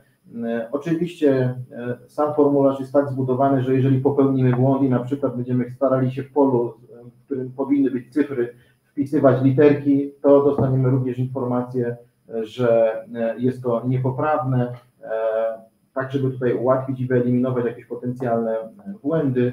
Ja tutaj uzupełnię to jakimiś takimi danymi, żeby to Państwu pokazać. Numer telefonu, ponieważ czasem może być potrzeba skontaktowania się z osobą, która będzie składała taki wniosek o spis do ratowników medycznych. No i adres e-mail, jest to podstawowy adres, który należy tutaj podać, ponieważ na ten adres mailowy będą przychodziły wszystkie informacje do danego ratownika medycznego, że złożył wniosek, że wniosek o wpis do ratowników medycznych został zweryfikowany w sposób prawidłowy, że wniosek został odrzucony z przyczyn formalnych, bo na przykład zawierał jakieś błędy. Tam również będzie informacja, w którym miejscu i kiedy odbędą się wybory delegatów. Będą przesłane listy kandydatów na delegatów. Także to jest podstawowy kanał komunikacji, jeśli chodzi o przekazywanie wszelkich informacji od Komitetu Organizacyjnego Ratowników Medycznych z osobą zgłaszającą. Następnie taki obszar dotyczący wskazania rodzaju odbytego kształcenia przygotowującego do wykonywania zawodu ratownika medycznego. To jest na pewno najtrudniejsza część, ponieważ jest taka nieprzyjazna. No tak się historycznie stało, jeśli chodzi o zawód ratownika medycznego, że te formy i rodzaje kształcenia, na którym można było zdobyć to wykształcenie dla zawodu ratownika medycznego, na przestrzeni lat się bardzo różnie kształtował. Tutaj są wszystkie te formy i rodzaje wypisane, tak jak mamy to w ustawie o zawodzie ratownika medycznego. No trzeba chwilkę tutaj się zatrzymać i wybrać właściwe to pole. Na pewno się pojawią pytania, co jak na przykład uczyłem się w studium i tam w sumie rozpocząłem pracę po zdobyciu, po zakończeniu kształcenia właśnie jako ratownik medyczny, a potem zrobiłem jeszcze licencjat. Tutaj dowolnie możecie Państwo wybrać, albo wskażecie studium, albo wskażecie studia. My tego wprost nie będziemy weryfikować, nie trzeba wskazywać dwóch. Dla nas jest istotne to, aby była wybrana jedna z opcji prawidłowa. Jeżeli Państwo ją wybierzecie, no nie wiem, weźmy tą pierwszą na przykład, to trzeba tutaj dodać załącznik. Załącznik musi być dodany w formie, może to być PDF, może być to plik graficzny, tu jest pełna dowolność, on nie może być większy niż 10 MB. No i to, co istotne, musi to być dyplom, ponieważ tutaj również było bardzo dużo pytań, który, czy świadectwo, czy dyplom, czy suplement dyplomu, to ma być dyplom. Tutaj dodaliśmy też taki dodatkową informację, że dodatkowym załącznikiem ma być odwzorowanie wyłącznie dyplomu, a nie świadectwa czy suplementu dyplomu, bo my tego nie potrzebujemy. Chodzi nam tylko o dyplom, żeby potwierdzić, że te dane, które Państwo podaliście wyżej, są takie same jak dyplom. Ja tutaj na potrzebę naszego ćwiczenia dodam jakiś załącznik, żebyśmy mogli Państwu pokazać, jak ten formularz dalej działa. Tutaj tak, proszę, jest jakieś pytanie? Dobrze, jak już będziesz miał wszystko, to ja wyjątkowo dodam 3 pytania od widzów, więc nie wyłączaj, proszę Cię, tego dokumentu. Dziękuję. Dobrze. Kolejna część jest związana z tym obowiązkiem, który jest wpisany w ustawę o zawodzie ratownika medycznego, czyli każdy ratownik medyczny, który chce być dodany do spisu, musi opłacić kwotę 10 zł za wpis do spisu ratowników medycznych. Ta kwota 10 zł została określona przez ministra zdrowia w rozporządzeniu w sprawie wysokości opłat za wpis do spisu ratowników medycznych. Trzeba taką opłatę wnieść, jest podany numer konta, jest podane, co ma być w tytule przelewu, że ma być to opłata za wpis do spisu ratowników, imię i nazwisko ratownika medycznego, tak abyśmy mogli również zweryfikować, czy taka wpłata faktycznie się pojawiła. Tutaj również dodajemy załącznik, który ma być potwierdzeniem wykonania tego przelewu i przechodzimy do części związanej z oświadczeniami i zgodami. Wszystkie te oświadczenia i zgody są wymagalne. Nie przejdziemy formularza, jeżeli nie zaznaczymy wszystkich trzech. Pierwsza dotyczy posiadania zdolności do czynności prawnej. Jest to takie podstawowe oświadczenie, tak abyśmy mogli dalej procedować ten wniosek. Drugie jest związane z niebyciem skazanym prawomocnym wyrokiem za umyślne przestępstwo ścigane z oskarżenia publicznego lub umyślne przestępstwo skarbowe. I trzecia to jest zgoda na przetwarzanie danych osobowych, które Państwo podajecie w formularzu. Taką zgodę musicie wyrazić, ponieważ komitet organizacyjny będzie przetwarzał Państwa dane podane w formularzu na potrzeby weryfikacji tego wniosku, jak również na potrzeby organizacji wyborów. Osoby, które będą dodane do spisu, będą te informacje, tak jak w przypadku innych zawodów, publikowane również, tak aby każdy wiedział, gdzie się znajduje i czy faktycznie się znalazł w spisie ratowników medycznych. I na końcu trzeba przepisać kod z tego obrazka. To jest takie dodatkowe zabezpieczenie, które zostało wprowadzone przez Centrum E-Zdrowia. Ja tutaj uzupełnię teraz ten formularz jeszcze o te dane i jeszcze na początku Państwo pozwolicie, bo chyba nie wszystkie tutaj wpisałem, tak żeby to było już jasne.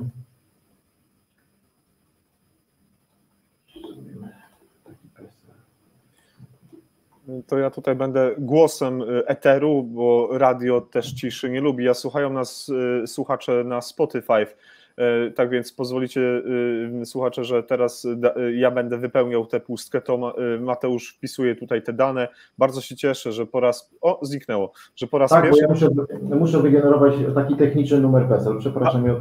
Bardzo proszę, dziękuję. Jestem bardzo wdzięczny Mateuszowi za to, że po raz pierwszy ten formularz jest publikowany. Jest on publikowany na antenie NT-Live. I przed chwilą była taki komentarz Bartka Zimucha. Ja bardzo wdzięczny jestem za każdego widza czy słuchacza, który poświęca czas na to, żeby obejrzeć czy posłuchać NT-Live i zwróciłem się do ponad 100 osób, a Bartek napisał, że to tylko 100 osób na te 25 000, które są zainteresowane. To prawda, drogi Bartku, i ja myślę, że faktycznie chyba jest jakiś drobny kłopot z tym, żeby zadbać o własne bezpieczeństwo zawodowe w przyszłości, żeby czynnie brać udział w pewnych inicjatywach, zarówno przygotowawczych, zarówno tych na wczesnym etapie legislacji i z tej naszej również aktywności. Pomijam fakt obecnego roku wyborczego, 15 października, jak wszyscy wiemy, co się będzie działo, ale mam nadzieję, że nie będzie dotyczyło to naszego środowiska, bo wszędzie tam, gdzie należy pokazać, że jesteśmy siłą w grupie, powinniśmy to robić, bo tak naprawdę, drodzy Państwo, dbamy o swój zawód, który na najbliższe pokolenia będzie usankcjonowany prawnie. To tak ja sobie pozwoliłem to dodać w komentarzach odnośnie niewielkiej ilości, która nas słucha. Faktycznie tak jest. To teraz z innej perspektywy, Bartku. Dziękuję. Dobrze, ja w międzyczasie wykorzystałem tą chwilę i wygenerowałem sobie taki techniczny numer PESEL, żebyśmy mogli przejść i jesteśmy na samym końcu tego wniosku. Ja podjadę wyżej, mamy ten przycisk wyślij. Tutaj, jeżeli jesteście Państwo zainteresowani jeszcze dodatkową klauzulą związaną z przetwarzaniem danych gromadzonych w spisie, również klikając tutaj w to miejsce będzie sobie można taką klauzulę pobrać. Klikamy wyślij, a wiedziałem, że kod weryfikacyjny. Dobrze, to jeszcze raz to wyklikam. Nie zawsze te literki na tym obrazku są na tyle czytelne, żeby to było przechodziło. Postaram się to, nie wiem, czy to jest 0, czy to jest O. 0. Jest z nami pan Marcin Warchoł. Panie Marcinie, cieszę się, że pan jest z małym opóźnieniem. Tak, audycja już trwa godzinę 13 minut. Troszeczkę mieliśmy na początku części wywiadowczej, troszeczkę o naszym gościu, później część wprowadzająca, a teraz elementy, te, które zostały dla państwa przygotowane, a później Q&A, czyli Mateusz będzie do państwa dyspozycji. Jest z nami 101, Paweł Wiktorzak, Warszawski Ośrodek. Cześć Pawle, gość NT Live również. Fantastycznie, że z nami dzisiaj jesteś. Mateusz generuje ten dokument, krok po kroku pokazywał państwu, z czego one się składają, te pozycje na tym arkuszu. Nie wiem, czy możemy, czy dzisiaj on już zostanie udostępniony, czy mamy jakiś link, gdzie on się znajduje, czy jeszcze będziemy musieli czekać na jakieś tutaj prawne kwestie, Mateuszu? My jesteśmy tak naprawdę już na samym końcu przygotowania i udostępnienia produkcyjnie tego formularza. Planujemy zakończenie prac nad regulaminem wyboru delegatów na bazie tych dokumentów, które zostały udostępnione, w szczególności tego dokumentu, który podlegał konsultacjom, czyli ramowych założeń wyboru delegatów. Obecnie u nas wewnętrznie, też troszkę odsłaniając kuchnię pracy Komitetu Organizacyjnego, zakończył się też czas na zgłaszanie uwag wewnątrz Komitetu do projektu regulaminu i my tym regulaminem zajmiemy się na tym 7. posiedzeniu we wrześniu. Zaplanowaliśmy sobie 2 dni. Jest to między innymi po to, żebyśmy dopracowali wszystkie te kwestie, które jeszcze będą budziły wątpliwość podczas analizy tego projektu regulaminu. Jeżeli uda nam się zakończyć pracę nad regulaminem, to najprawdopodobniej na przełomie września, października, pewnie początku października, no bo tam będziemy znowu czekać na akceptację formalno-prawną, więc to pewnie chwilę też potrwa, to niezwłocznie, kiedy tylko taką akceptację uzyskamy, rozpoczniemy i opublikujemy te dokumenty, czyli regulamin wyboru delegatów, jak również upublicznimy wtedy spis, wniosek o ten formularz, który przed chwilą Państwu prezentowałem i będzie można wtedy te dane wprowadzić. Także nie podam dokładnej daty, nie chcę tutaj jej podawać z uwagi na to, że nie mamy wszystkich elementów jeszcze gotowych i w dużej części one są poza nami jako członków komitetu. To zależy od inżynierów z Centrum Zdrowia, to zależy od prawników po stronie Ministerstwa Zdrowia. Nie mamy na to wpływu. Jeżeli wszystkie te akceptacje uzyskamy, środowisko, w którym będzie upubliczniony formularz, będzie już też gotowe, to na pewno niezwłocznie uczynimy. Pani Mario, dziękujemy bardzo, że Pani jest i myślę, że Mateusz się też bardzo cieszy, że jako pierwszy rozpoczął ten nasz sezon. Faktycznie on się rozpoczął w Warszawie i w Krakowie, ale dzisiaj pierwszy odcinek i my się też cieszymy, że NT Live wróciło na antenie. Jest z nami Pani Marysia, Pani Maria, to jest nasza stała słuchaczka, drogi Mateuszu, stała widzka, tak więc no, oglądają nas dzisiaj osoby, które są z nami bardzo często. Jest z nami również Tomasz Zaborowski. Tomasz, ja myślę, może mogę zdradzić, że już niebawem odcinek z Twoją osobą, porozmawiamy o Twojej książce, tak więc bardzo się cieszę. Tutaj jeden z naszych widzów napisał, czy to wszystko się odbędzie jeszcze w tym roku, bo to jeżeli ten cały proces będzie tak trwał legislacyjnie, bo ja rozumiem, że biuro prawne musi się do niego odnieść, już tak zaczepnie pewnie to pytanie zostało zadane, czy to jeszcze w tym roku? Nie, znaczy wydaje mi się, że dużo czasu poświęciliśmy na opisanie tego właśnie w tych dokumentach, zarówno w ramowych założeniach, jak i dokumencie opisującym spis, co nam pozwoliło sprawnie przygotować projekt regulaminu i to już jest widoczne, ponieważ tych uwag już do samych zapisów prawniczych do regulaminu można powiedzieć, że praktycznie nie było. Są jakieś pojedyncze rzeczy, które będą wymagały wyjaśnienia, tak jak powiedziałem. Spis jest, ten formularz jest gotowy. Sama akceptacja po stronie Departamentu pewnie prawnego czy innych prawników w Ministerstwie Zdrowia to jest raczej kilka dni, więc tak jak mówiłem, jest 15 września. Chciałbym, żeby to, że tak powiem, jak najszybciej się oczywiście zadziało, ale czy się uda to jeszcze we wrześniu, nie wiem, nie odpowiem na to pytanie twierdząco. Na pewno bezpieczniejszy czas to jest początek października, tak żeby no nie było takiej sytuacji, że dzisiaj powiemy tak, będzie w końcówce września, a będzie 3 października. Tak, tym bardziej, że jest różnych masa wydarzeń po drodze jeszcze, których też część z nas jest zaangażowana, także to na pewno chwilkę potrwa. Niemniej jednak po stronie komitetu te prace związane z uruchomieniem spisu, można powiedzieć, że się praktycznie zakończyły. To są ostatnie takie elementy drobne związane właśnie z tym regulaminem, to tutaj na pewno mogę potwierdzić to. W trakcie Twojego wystąpienia, kiedy omawiałeś ten dokument, tutaj panowie zadawali pytania, Michał Czerwiński, paramedyk, ale pan Przemysław, Tomasz i pan Krzysztof skrzętnie odpowiadali na te pytanie, kto przechowuje dane, czy z między województwami można zgłaszać, więc jakby podaję, Mateusz, do informacji, że tutaj twoi koledzy z komitetu czuwają i wspierają nas swoją wiedzą. Tomasz mówi o tym, żebyśmy przeskrolowali ramowy regulamin, aby uświadomić widzom i słuchaczom, ile pracy należało tam włożyć, więc jeżeli ten regulamin gdzieś jest, to ja bardzo chętnie też na niego rzucimy okiem, a już za chwilkę, drodzy Państwo, będziemy omawiać kolejne kwestia, która jest dla Państwa bardzo ważna, zgłaszanie ratowników medycznych na kandydatów, z kolei, którzy będą pełnić rolę delegatów na tak zwany krajowy zjazd ratowników medycznych, więc jeżeli, Mateusz, masz ten regulamin, żeby można było przeskrolować, to ja bardzo proszę, a za chwilkę będziemy rozmawiać o zgłaszaniu właśnie braci i sióstr w ratownictwie medycznym, żeby te delegatury były komponowane. Bardzo dziękuję za to wprowadzenie. Wyświetliłem Państwu ten dokument. Jest to wersja 2.3. Ona jeszcze jest projektem z uwagi właśnie na to, że nie zakończyły się te prace związane z akceptacją formalno-prawną tych założeń, aczkolwiek my jako komitet organizacyjny już tutaj nie dokonujemy modyfikacji. Ta wersja 2.3 jest to wersja już po konsultacjach publicznych tego dokumentu. Przypomnę, udostępniliśmy go tak, aby każdy mógł przez okres 14 dni zgłosić jakieś uwagi. Ten dokument nie jest bardzo długi, bo ma 25 stron. Odejmując okładkę, odejmując historię dokumentu i metrykę, to można powiedzieć, że w 20 stronach się zmieściliśmy. Ten dokument opisuje najważniejsze elementy. Ja tutaj Państwu przejadę do spisu treści, tak żebyśmy sobie to uświadomili.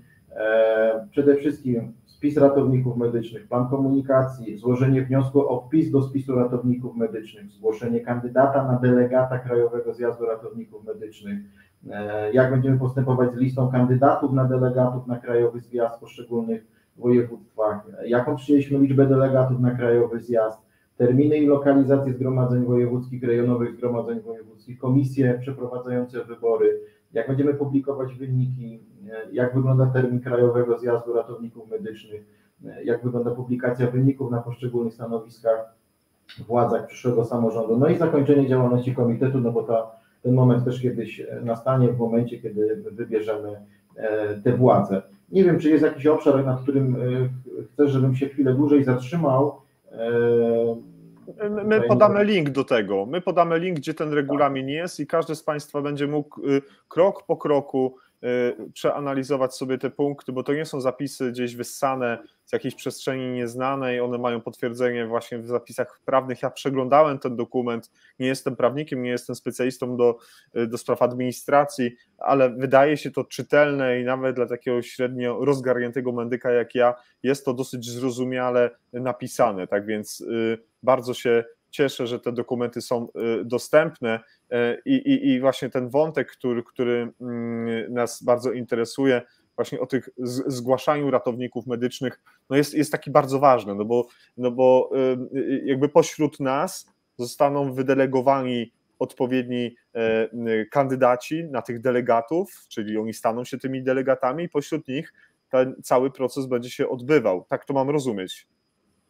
Tak, dokładnie. Każdy ratownik medyczny, który zakończył kształcenie i nabył możliwość wykonywania tego zawodu, ma możliwość spisania się w spisie ratowników medycznych. Nie ma obowiązku, ale zachęcam do tego i proszę, żeby też zachęcać innych, ponieważ te osoby, które spiszą się, no, będą mogły uczestniczyć w wyborze kandydatów na delegatów i później, jeżeli staną się tymi delegatami, również wybierać przyszłe władze samorządu. Osoby, które nie spiszą się, nie będą miały prawa dokonywania takiego wyboru kandydatów na delegatów, nie będą mogły być sami kandydatami na delegatów. To też chciałbym, żeby to wybrzmiało, czyli pierwszy krok, jaki powinniśmy wykonać, to jest spisanie się.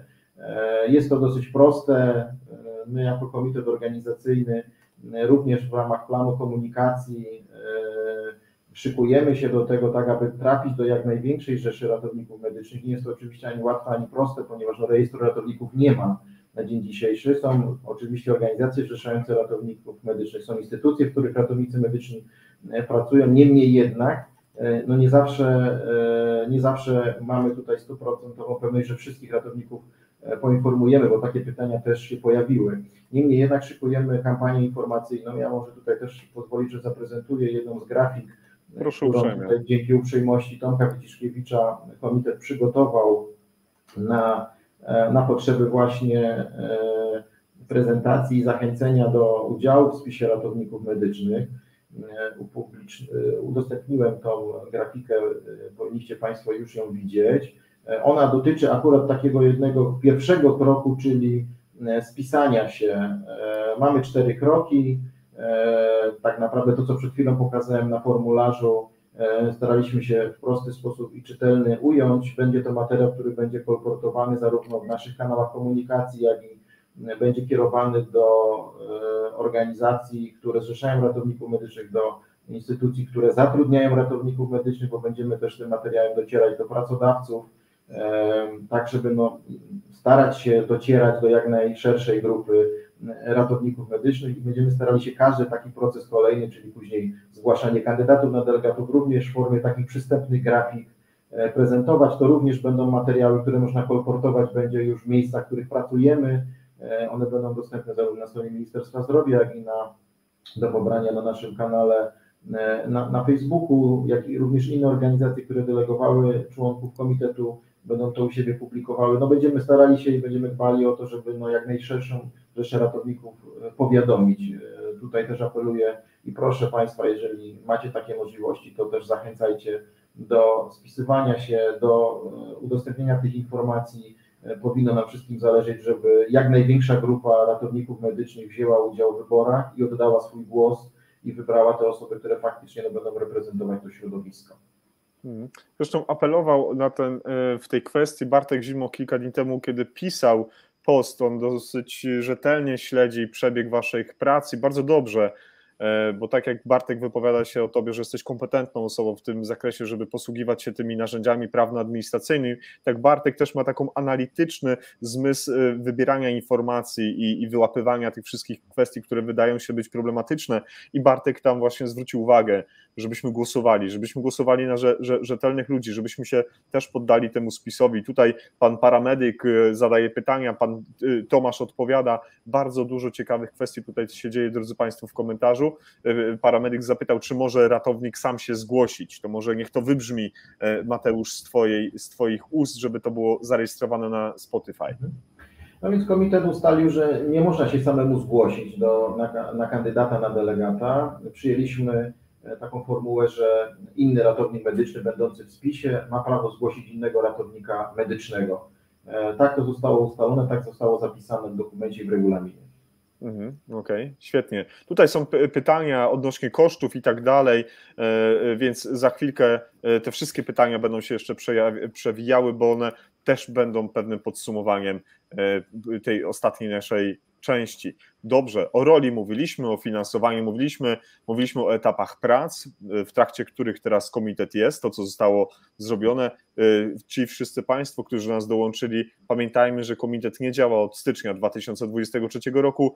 Z nieznanych dla nas względów komitet zaczął pracę w maju, czyli około tych 6 miesięcy. No niestety mamy poślizgu. Ten komentarz jest wcześniej, można przewinąć po audycji do tego miejsca, gdzieś tam w okolicy 50 minuty i się Państwo przekonacie, dlaczego tak może być, a my tutaj żeśmy się zobligowali razem z Mateuszem, że pokopiemy troszeczkę w innych informacjach ministerialnych. Zgłaszanie ratowników było, no i teraz wybory delegatów na pierwszy krajowy zjazd.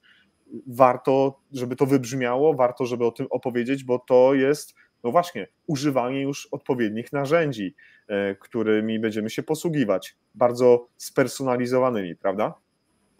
Tak, wybór delegatów na pierwszy Krajowy Zjazd Ratowników Medycznych to tak naprawdę już ten moment, kiedy będziemy głosować i będziemy mogli oddać ten nasz głos na kandydata, czy na kandydatów, bo będziemy mieć więcej niż jeden głos, w zależności od tego, ile delegatów z danego województwa będzie wchodziło na Krajowy Zjazd Ratowników Medycznych, co znów będzie zależne od liczby osób, które się spiszą. Czyli tutaj mamy kolejny taką informację, im więcej osób się spisze, tym więcej osób będzie z danego województwa wchodziło w skład Krajowego Zjazdu Ratowników Medycznych.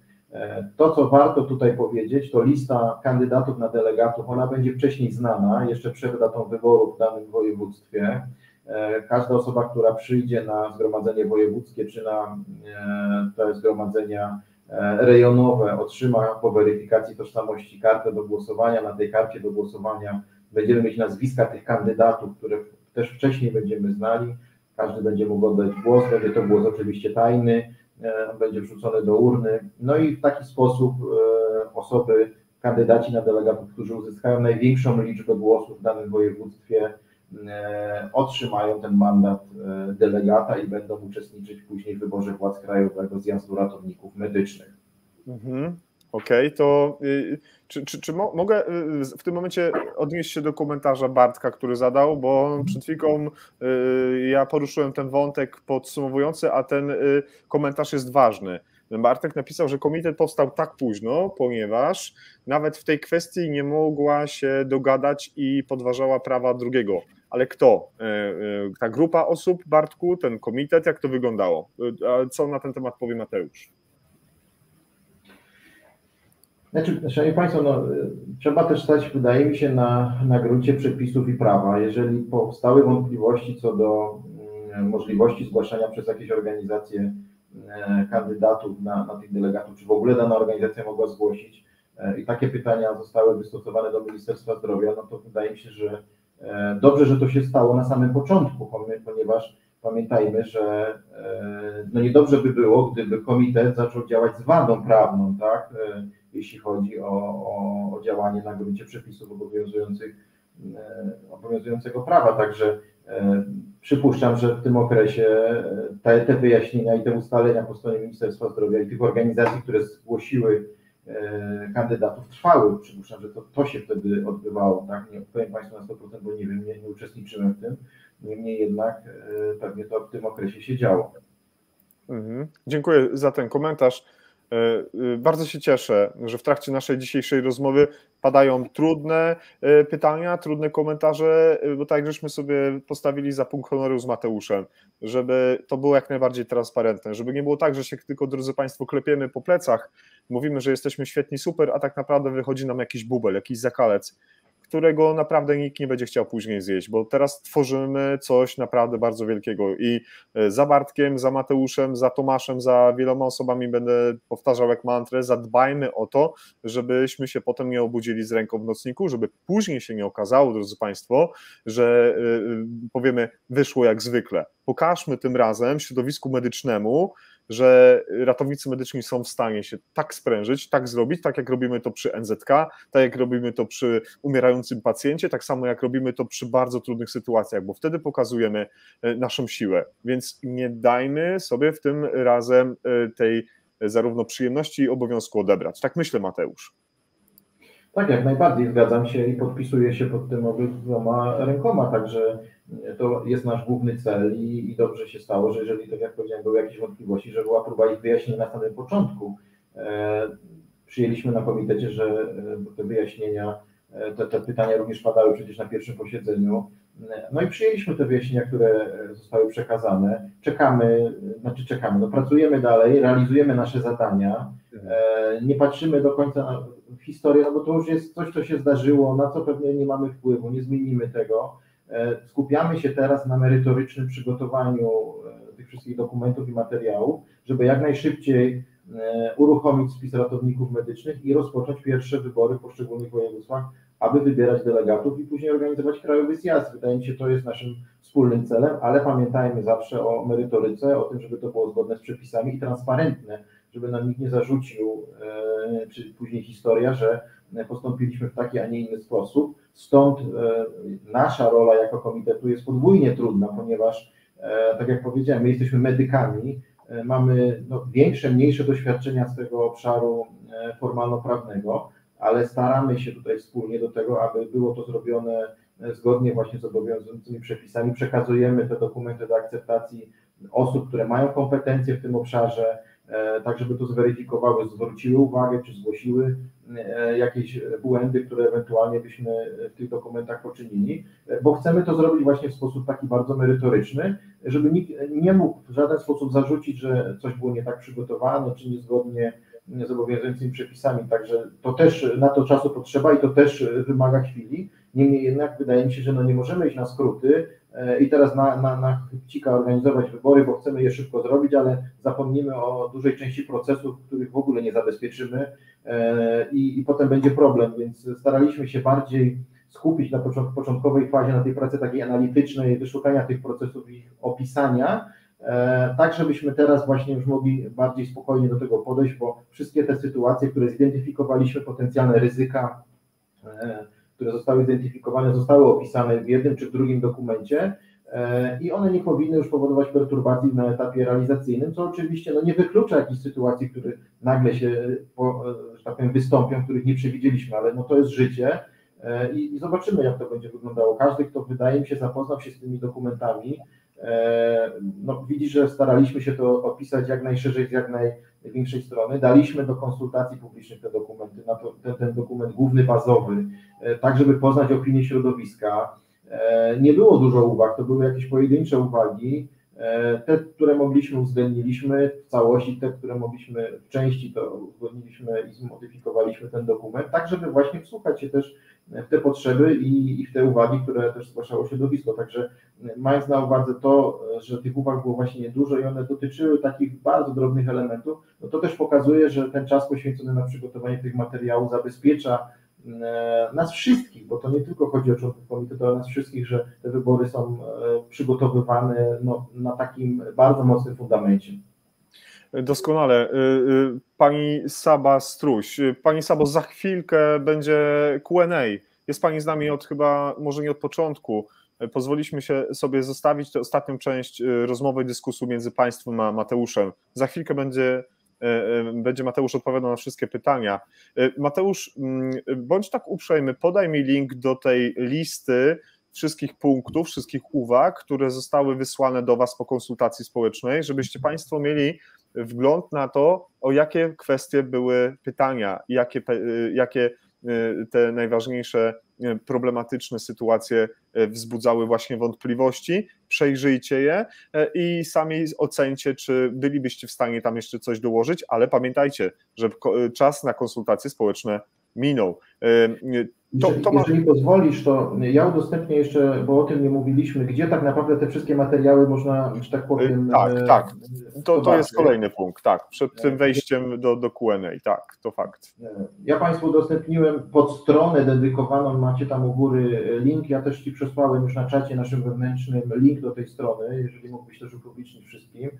Jest to podstrona dedykowana Komitetowi Organizacyjnemu Samorządu Ratowników Medycznych. Zachęcam do korzystania z linku, bo dostanie się przez tą stronę do tego miejsca, gdzie teraz tu Państwu wyświetlam, jest trudne, więc jest oczywiście możliwe, ale zachęcam, prościej będzie przez ten link. Tutaj są podstawowe informacje o komitecie, o składzie, kto w skład tego komitetu wchodzi, z jakiej organizacji, jaki jest kontakt z nami, tak, bo mamy adres mailowy, na który również trafiają do nas pytania.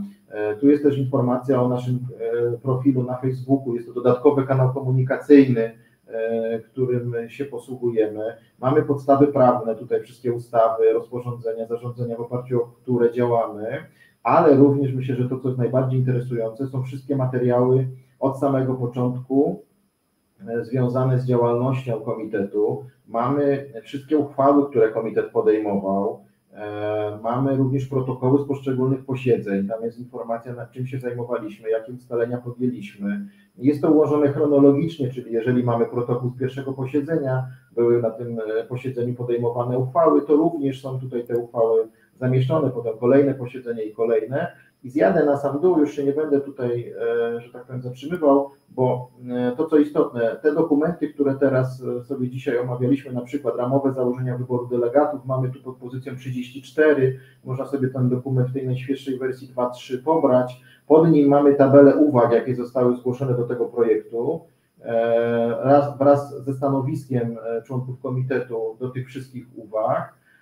No i tutaj mamy ten drugi dokument opisujący zasady tworzenia i prowadzenia spisu ratowników medycznych i dalej na tej stronie będziemy umieszczać dodatkowe informacje z naszej działalności, wszystkie te dokumenty, nad którymi pracujemy, które będą już, mogą być Państwu udostępnione, będziemy publikować. To też jest miejsce, w którym będzie umieszczony taki dedykowany baner, który będzie Państwa przekierowywał do spisu ratowników medycznych, także traktujmy tą stronę jako taką źródłową, jeśli chodzi z danymi takimi referencyjnymi o naszej działalności komitetu i wszystkich członków i ustaleń, jakie wspólnie podejmujemy. Właśnie pozwoliłem sobie, drodzy Państwo, zamieścić w komentarzach wszystkich członków komitetu, wszystkie 23 osoby, łącznie z linkami. Znajdźcie, zobaczcie, czy kogoś z tych osób znacie, konsultujcie się, rozmawiajcie, korzystajcie z tych osób, które przechodzą ten proces u podstaw. Często, nie wiem, boimy się może zapytać, może się krępujemy, pytajmy, bo im więcej tych pytań będzie, tym mniej wątpliwości później w momencie, kiedy będziemy decydować. Ja mam takie pytanie przy liście wszystkich osób. Przy wszystkich Waszych spotkaniach, jaka była frekwencja? Ile było absencji chorobowych, ile osób nie było, bo nie mogło, bo dyżur, bo czkawka, bo wyjazd na wakacje? Czy we wszystkich spotkaniach uczestniczyli wszyscy członkowie komitetu? No oczywiście nigdy nie ma tak, że mamy 100% frekwencji, tak? Działamy w trybie hybrydowym, żeby ułatwić obecność na posiedzeniach, więc jest możliwość fizycznego przyjazdu do Ministerstwa Zdrowia, w którym te posiedzenia się odbywają, ale również możliwość wzięcia udziału w formie zdalnej poprzez aplikację Teams. I no bardzo różnie się to rozkłada, tak? To w zależności od tego, jakie są możliwości po stronie poszczególnych członków. Zawsze procedujemy zgodnie z zarządzeniem, w którym jest mowa o kworum, czyli no co najmniej 50+1. Nie ma takiej możliwości, żebyśmy nie pracowali, kiedy takiego kworum nie mamy, nawet jeżeli były takie sytuacje, no, była awaria tutaj kolejowa na stacji Warszawa Zachodnia i nagle część osób, która dojeżdżała pociągami, się spóźniła, ja również do tego grona należałem, więc tutaj czekaliśmy, aż to kworum będziemy mieli. Nie podam Państwu procentów, bo nie prowadzę takiej statystyki, natomiast patrząc, możecie Państwo podejrzeć w głosowaniach, na samym końcu uchwał jest tabelka, kto jak głosował, jeżeli kogoś nie było, no to jest adnotacja nieobecny, to Państwu pewnie pokażę tą skalę tych osób, które są nieobecne, no to są raczej pojedyncze osoby, to nie jest tak, że nie ma większości, także wszyscy się starają z członków, żeby uczestniczyć w tych pracach, bo są też żywo zainteresowani, no i zdają sobie też sprawę z odpowiedzialności, jaka na nich spoczywa, także tutaj akurat no, nie mamy problemu z kworum, tak, żeby nigdy nie było takiej sytuacji, że odwołaliśmy jakieś posiedzenie, bo nie było tego kworum, także działamy. Okres wakacyjny nie sprzyja na pewno 100% frekwencji, no ale zdecydowaliśmy się na pracę i na posuwanie się naprzód, staramy się to tak robić, żeby każdy miał, czy to w okresie między posiedzeniami, czas na zgłoszenie uwag, czy fizycznie na posiedzeniu. Nigdy nie doprowadzamy do takiej sytuacji, że jest problem z tym, żeby się ktoś wypowiedział, bo go na przykład nie było, także zawsze, jeżeli ktoś chce, mamy zawsze taki punkt w posiedzeniu sprawy różne, i to jest miejsce do zgłoszenia jakichś sytuacji, które ktoś opuścił na przykład, a chciałby jeszcze się wypowiedzieć, także też zadbaliśmy o taki aspekt, żeby nawet jeżeli kogoś nie ma, to też się mógł wypowiedzieć w jakimś temacie, który go interesuje. No właśnie, a ja mam takie pytanie, które się tu też pojawiło. To, że przekazaliście pewne rzeczy do konsultacji społecznej, to nie było waszym obowiązkiem, to nie jest legislacyjny nakaz, który wam to właśnie nakazuje. Dlaczego taka decyzja? Chcieliście być A, transparentni, B, chcieliście zrzucić z siebie odpowiedzialność, C, nie potrafiliście podjąć decyzji, D, lubicie współpracować w zespole wszystkich ratowników medycznych w Polsce? Na pewno tutaj było kilka czynników. Pierwszy to na pewno ta transparentność, żeby nie doprowadzić do takiej sytuacji, że grupa osób, która została wybrana do komitetu, podjęła jakieś decyzje ważne dla środowiska, od których będzie zależało tak naprawdę, co się będzie działo w przyszłości z samorządem, jak on będzie wybierany. Uznaliśmy, że to są na tyle poważne kwestie, że trzeba się podzielić tą informacją, zanim ją ostatecznie przyjmiemy jako komitet. To nie było na pewno zrzucanie odpowiedzialności, ponieważ dokument zawierał konkretne rozwiązania, tam nie było miejsc wykropkowanych, że nie wiemy, czekamy na propozycje. Konkretne rozwiązanie przygotowaliśmy i poddaliśmy jej takiej krytyce. Staraliśmy się wsłuchać też w głosy, ponieważ pojawiały się takie komentarze na mediach społecznościowych wskazujące, że no dobrze by było, żeby ten dokument został upubliczniony. Za to też bardzo dziękuję, bo to też pomogło, wydaje mi się, z taką otwartością też komitetu i tego, co zaprojektowaliśmy, wykonaliśmy. Także bardziej chcieliśmy się wsłuchać w te ewentualne wątpliwości, bo możliwe, że niektórych rzeczy nie zauważyliśmy, czy pracując już na pewnych dokumentach wielokrotnie, czytając je, może o czymś zapomnieliśmy, bardziej to taka dodatkowa kontrola, ale właśnie po to, żeby podnosić jakość, nie ukrywać się z tymi materiałami, nie wyciągać ich gdzieś z kapelusza, tylko dzielić się jeszcze na tych etapach, kiedy możemy coś jeszcze zmienić. To też taki cel przyświecał tutaj członkom komitetu w tym zakresie. Okej. Dobrze, to teraz, żebyśmy już nie zbytnio rozciągali naszej audycji, czy z tych rzeczy, które Mateusz mieliśmy zaplanowane, odnieśliśmy się w tych punktach do wszystkich, bo ja tutaj próbuję też robić inne rzeczy, więc jeżeli coś mi umknęło, mówiliśmy o wątpliwościach interpretacji zapisów, mówiliśmy o wyborach delegatów, zgłaszanie ratowników medycznych na kandydatów, mówiliśmy o tym spisie, mówiliśmy o obecnych etapach prac komitetu. Czy coś jeszcze na tym etapie jest na naszej liście must have do dodania? Wydaje mi się, że wszystkie te tematy, które zaplanowaliśmy, poruszyliśmy. Myślę, że ważne będą też te pytania, które teraz do Ciebie spływają, które są zadawane. To, na co chcę zwrócić uwagę, to tym najbliższym elementem, który będzie dotyczył wszystkich ratowników medycznych, to jest spis, do którego zachęcam i korzystając z tego kanału, proszę, żebyście Państwo wzięli udział w tej czynności. Jest to taki element, który na pewno też zapisze się w historii. Będzie to tylko raz, nie będzie drugi raz takiej sytuacji, ponieważ w przyszłości te listy będą tworzone w oparciu o dane z rejestru ratowników medycznych. Naprawdę warto, drodzy Państwo, to jak teraz w ostatnim czasie mamy wybory parlamentarne i tak dalej, wszyscy powtarzają, że to są najważniejsze wybory od 1989 roku, to jest dopiero petarda, drodzy Państwo. My mówimy o czymś, co się jeszcze nigdy w galaktyce po tej stronie wszechświata nie działo, więc koniecznie zepnijmy nasze ratownicze tyłki i nie dajmy sobie tego prawa, obowiązku i przywileju odebrać. A jeżeli to zrobimy, to będzie tylko i wyłącznie świadczyło o tym, że naprawdę mamy, przepraszam za wyrażenie, w 4 literach pewne rzeczy.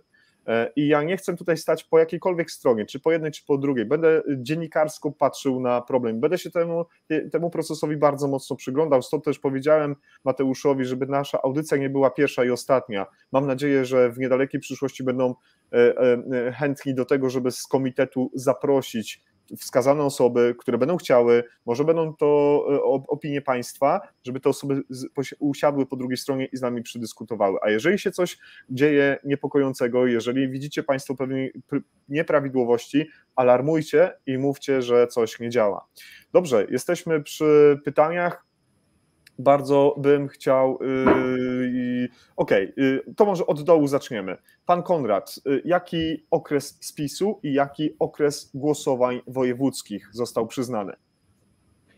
No więc czas na spis ratowników medycznych jest to 30 dni od momentu, kiedy zostanie ogłoszony. Będzie dedykowana uchwała w tym zakresie komitetu, która będzie wskazywała datę rozpoczęcia spisu, datę zakończenia, ale łącznie, sumarycznie będzie to 30 dni liczonych również z weekendami, tak zostało to opisane, jaki okres głosowań wojewódzkich. Następnie po zakończeniu spisu i zakończeniu weryfikacji wszystkich elektronicznych formularzy będzie upubliczniony spis, tak żeby każdy mógł sprawdzić, czy faktycznie jest tam, pomimo tego, że otrzyma taką informację, ale czy faktycznie do właściwego województwa został przyporządkowany. Będzie też czas na ewentualną korektę danych w tym spisie, bo to wszystko żyje, te dane przecież funkcjonują na co dzień, więc tutaj będzie też kilka dni na taką weryfikację tego. Potem będziemy mieli 14 dni na zgłaszanie kandydatów na delegatów i wtedy, kiedy te wszystkie wnioski do nas spłyną, zostaną też zweryfikowane pod względem formalnym, ich prawidłowość, czy te dane zawarte są faktycznie prawidłowe z tymi danymi, które mamy w spisie, zostaną upublicznione te dane kandydatów na poszczególnych delegatów w poszczególnych województwach, no i później będzie ogłoszony termin wyborów w poszczególnych województwach. Znając tą kuchnię przygotowania grafików dla ratowników medycznych, będziemy starali się jako komitet, żeby to było jak najwcześniej, żeby te daty były jak najwcześniej. Z uwagi, że mamy listy wojewódzkie, to nie będzie jeden termin dla całego kraju, to będzie sukcesywnie robione w poszczególnych województwach w ramach możliwości, jakie ma komitet, ponieważ nas jest 23 i też każdy z członków musi oddać głos w swoim województwie, w którym pracuje, więc będzie to sukcesywnie realizowane w poszczególnych województwach i terminów do końca nie znamy, ale będziemy starali się podać Państwu jak najwcześniej. Właśnie mając na uwadze to, że trzeba sobie przeorganizować te zobowiązania, które mamy w ramach czy to pracy zawodowej, czy też życia rodzinnego. Dzisiaj jeden z najbardziej aktywnych osób w komentarzach jest paramedyk. Bardzo serdecznie za to dziękuję. Jest mi niezmiernie miło. Myślę, że Mateusz też jest z tego powodu zadowolony. Paramedyk pyta, w jaki sposób zgłaszać kandydata i jak to zrobić?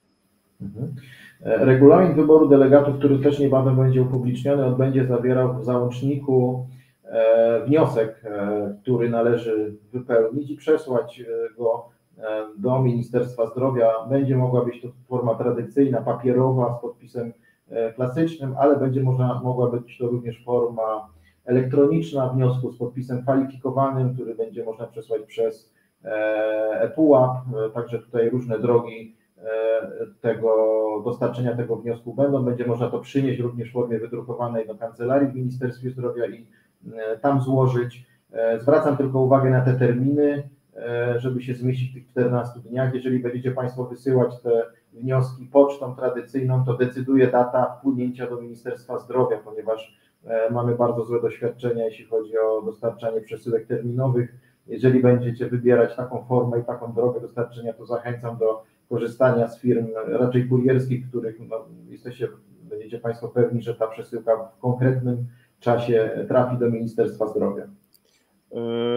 Tu było pytanie o pana Kondrana, głosowanie przez internet czy w wybranym miejscu w województwie, i pan Krzysztof odpowiedział, że tylko i wyłącznie w wyznaczonych miejscach. To prawda, tak? Dokładnie tak, potwierdzam to.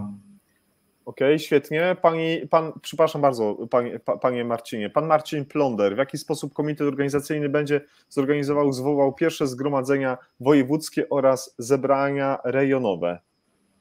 Kluczowe tutaj do tego, czy w ogóle będą zebrania rejonowe, to jest to, ilu ratowników medycznych spisze się w poszczególnych województwach. Jeżeli to będzie liczba do 300, to będziemy mieć tylko zgromadzenia wojewódzkie i zgodnie z dokumentem, który macie Państwo upubliczniony, będzie to zgromadzenie wojewódzkie odbywało się w siedzibie, w lokalizacji, w mieście, w którym siedzibą jest wojewoda, czyli na przykład dla województwa dolnośląskiego będzie to Wrocław. Jeżeli będziemy mieć więcej niż 300 ratowników medycznych w spisie, wtedy nie będziemy mieć zgromadzenia wojewódzkiego, a będą zebrania rejonowe i każde przekroczenie kolejnej liczby 300 ratowników medycznych, czyli 600, 900, 1200 spisanych w danym województwie, tyle będziemy mieć zgromadzeń wojewódzkich, z czego co najmniej jedno będzie też w mieście wojewódzkim, dla którego siedzibą jest wojewoda. W których innych województwach tego nie wiemy, bo nie wiemy, z jakich miejscowości spisze się najwięcej ratowników medycznych. Przyjęliśmy kryteria takie, że te lokalizacje kolejne będą to lokalizacje, w których spisze się najwięcej ratowników medycznych, tak? Czyli załóżmy, weźmy to Dolnośląskie, bo to jest dobry przykład. Jeżeli na przykład w województwie dolnośląskim spisze nam się 350 ratowników medycznych, z czego jedno zebranie rejonowe będzie w mieście wojewódzkim, czyli we Wrocławiu, a znacząca większość ratowników spisze się z Legnicy i okolic, to na przykład wtedy to rejonowe będziemy lokalizowali właśnie na przykład w Legnicy. Taki klucz przyjęliśmy, także do momentu zakończenia spisu nie będziemy wiedzieli, ile będzie tych miejsc i które to będą miejsca poza miejscowościami, w których siedzibą jest wojewoda. No świetnie, doskonale. Tutaj jeszcze pojawiło się jedno pytanie trochę podobne, jak było wcześniej, odnośnie 14 dni do spisu, a jaki okres głosowań wojewódzkich? Nie wiem do końca, o co chodzi z tym okresem głosowań wojewódzkich, w sensie takim: zakończymy spis, będzie czas na zgłoszenie kandydatów na delegatów kolejne 14 dni, no i w międzyczasie pojawią się terminy głosowań, a jeśli chodzi już o stricte samo głosowanie i możliwość oddania głosu, będzie to jeden dzień w konkretnych godzinach. Nie planujemy tutaj takiego okresu, że będzie kilka dni wyznaczonych, ponieważ no byłby to problem z przechowywaniem tej urny w trakcie głosowania, tych kart do głosowania. Przyjęliśmy, że będzie to jeden okres czasu w konkretnych godzinach. Doskonale, bardzo dziękujemy. Tu już były te pytania, ja postaram się jak najsprawniej zamieszczać poszczególne. Bartek pyta o miejsce przeprowadzania wyborów. Tak jak powiedziałem wcześniej, na pewno jest to miasto wojewódzkie, natomiast które dodatkowe lokalizacje, jeżeli będzie mieć więcej niż 300 ratowników medycznych, to będzie zależało z których miejscowości się ratownicy medyczni spiszą i będziemy starali się tak lokować jako komitet te lokalizacje, aby no nie trzeba było przyjeżdżać na drugą część województwa, tak? Także zachęcam tutaj też do takiej aktywności lokalnej. Im więcej osób z danego terenu się spisze, tym jest większa szansa, że to rejonowe zebranie będzie tutaj w lokalizacji, z której będzie najwięcej ratowników medycznych. Pan Tadeusz Skowroński. Panie Tadeuszu, bardzo uprzejmie dziękuję za dzisiejszy czas, że jest Pan z nami. Pyta, czy jest określona minimalna ilość ratowników, którzy muszą się spisać, aby wybory były ważne? Nie przewidujemy takiego kworum tak zwanego, ponieważ nie wiemy tak naprawdę, jak się ukształtuje ten poziom udziału ratowników medycznych. Każdy głos, który będzie oddany, będzie głosem ważnym. W tej dyskusji oczywiście pojawiły się na komitecie kwestie dodawania tego progu czy nie dodawania. Są oczywiście argumenty za i przeciw. Tutaj zwracam uwagę na to, że te rozwiązania, które funkcjonują w sytuacji, kiedy w pierwszym terminie nie ma kworum, jeżeli ono byłoby ustalone, musielibyśmy wyznaczać dodatkowy termin. On często jest godzinę, dwie po zakończeniu wyborów w pierwszym terminie. Szansa, że będzie to kworum w drugim, jest jeszcze mniejsza niż w tym pierwszym terminie. Tym bardziej ten termin byłby bardzo, bardzo ad hocowy, więc przyjęliśmy jako zasadę, że nie będzie tego kworum. Osoby, które będą chciały zagłosować, ten głos się nie zmarnuje, będą mogły zrobić to w czasie, który jest przewidziany. I nie zakładamy tutaj jakiegoś kworum, że będzie to 40 czy 50%, bo tak jak mówię, sami byśmy sobie trochę taką przysłowiową pętlę na szyję powiesili, bo wpisywanie później w regulaminie, że drugi termin już kworum nie wymaga, to takie trochę sztuczne działanie, które w naszej ocenie nie znalazło tutaj uznania i raczej wskazywaliśmy to jako takie ryzyko realizacji po prostu wyboru i wyboru tych delegatów. Pojawiło się pytanie kolejne, bardziej dedykowane chyba Ministerstwu Zdrowia, ale to też Tobie jako przewodniczący. Ty jako przewodniczący komitetu znasz sylwetki wszystkich osób, które współpracują z Tobie? Masz taką wiedzę o każdym z nich elementarną? Nie, to nie mam takiej wiedzy. Bo pojawiło się pytanie, może bardziej kierowane rzeczywiście do Ministerstwa Zdrowia. Na jakiej podstawie w komitecie zasiada pani Przybysz? Nie jest to związek zrzeszający ratowników medycznych, w którym ona jest albo przebywa. Myślę, że tutaj już panowie sprawdzili bio tej osoby. No i teraz pytanie jest takie, więc jakiś komentarz, Mateusz, do tego? Nie znam. Tak jak powiedziałeś, jest to pytanie po stronie Ministerstwa Zdrowia. Ja nie znam wszystkich w komitecie, nie znałem, jak komitet zaczynał działalność. Dużą część osób znałem, ponieważ od wielu lat pracowaliśmy przy różnych projektach czy w różnych organizacjach. Natomiast nie jestem w stanie mieć takiej pełnej informacji. Poza tym ja jestem zwolennikiem zawsze takiej pracy u podstaw i przekonywania się o tym, co dana osoba sobą reprezentuje, pracując nad danym materiałem. Także te wszystkie zasłyszane jakieś tam informacje, że ten jest taki, ja nie wchodzę w coś takiego, w mojej ocenie, jest to całkowicie niemerytoryczne. Każdy pochodzi z jakiegoś środowiska, jakoś tą swoją drogę kariery pokierowało, raz życie, raz też pewne decyzje danej osoby. Nie wiem, nie znam odpowiedzi na pytanie właśnie, dlaczego takie osoby, a nie inne weszły, czy akurat ten związek mógł zgłosić, czy nie, bo no nie mam takiego wniosku, no przypuszczam, że zrzeszają ratowników medycznych, stąd pewnie taki klucz, a jak faktycznie jest, to takiej informacji nie mamy. Swoją drogą Ministerstwo Zdrowia namawiam bardzo serdecznie podsekretarza stanu pana ministra Kraskę i pozostałych. Halo, parytety, mamy XXI wiek, poza 23 osoby, jedna pani. No, mogłoby się troszeczkę to inaczej poukładać. Sugeruję, że na przyszłość, kiedy będziecie, drodzy Państwo, robić nowe procesy legislacyjne, organizacyjne, warto pamiętać o tym, że to nie tylko faceci chodzą po ziemi, ale też kobiety. Padło pytanie od pani właśnie z Saby, w końcu ich się pojawiło, to było pytanie ponowione. Ile dajemy sobie czasu między spisem a wyborami, by móc zachęcić jak największą ilość ratowników? Świetne pytanie, chyba że padło wcześniej, ale nie pamiętam. Nie, ono nie padło wprost w takiej formie. No krótko policzmy to, tak? Spis się zakończy, mamy 14 dni na zgłaszanie delegatów, później będzie weryfikacja tych wniosków, publikacja tych list, więc pewnie tutaj będziemy już mieć 20 parę dni i potem mamy taki zapis, co najmniej 14 dni będziemy powiadamiać o terminach wyborów w poszczególnych województwach. Będziemy chcieli, żeby ten termin był jak najdłuższy. Natomiast ile to będzie faktycznie dni, nie wiem. Mamy to zapisane jako co najmniej, czyli nie usztywniamy się.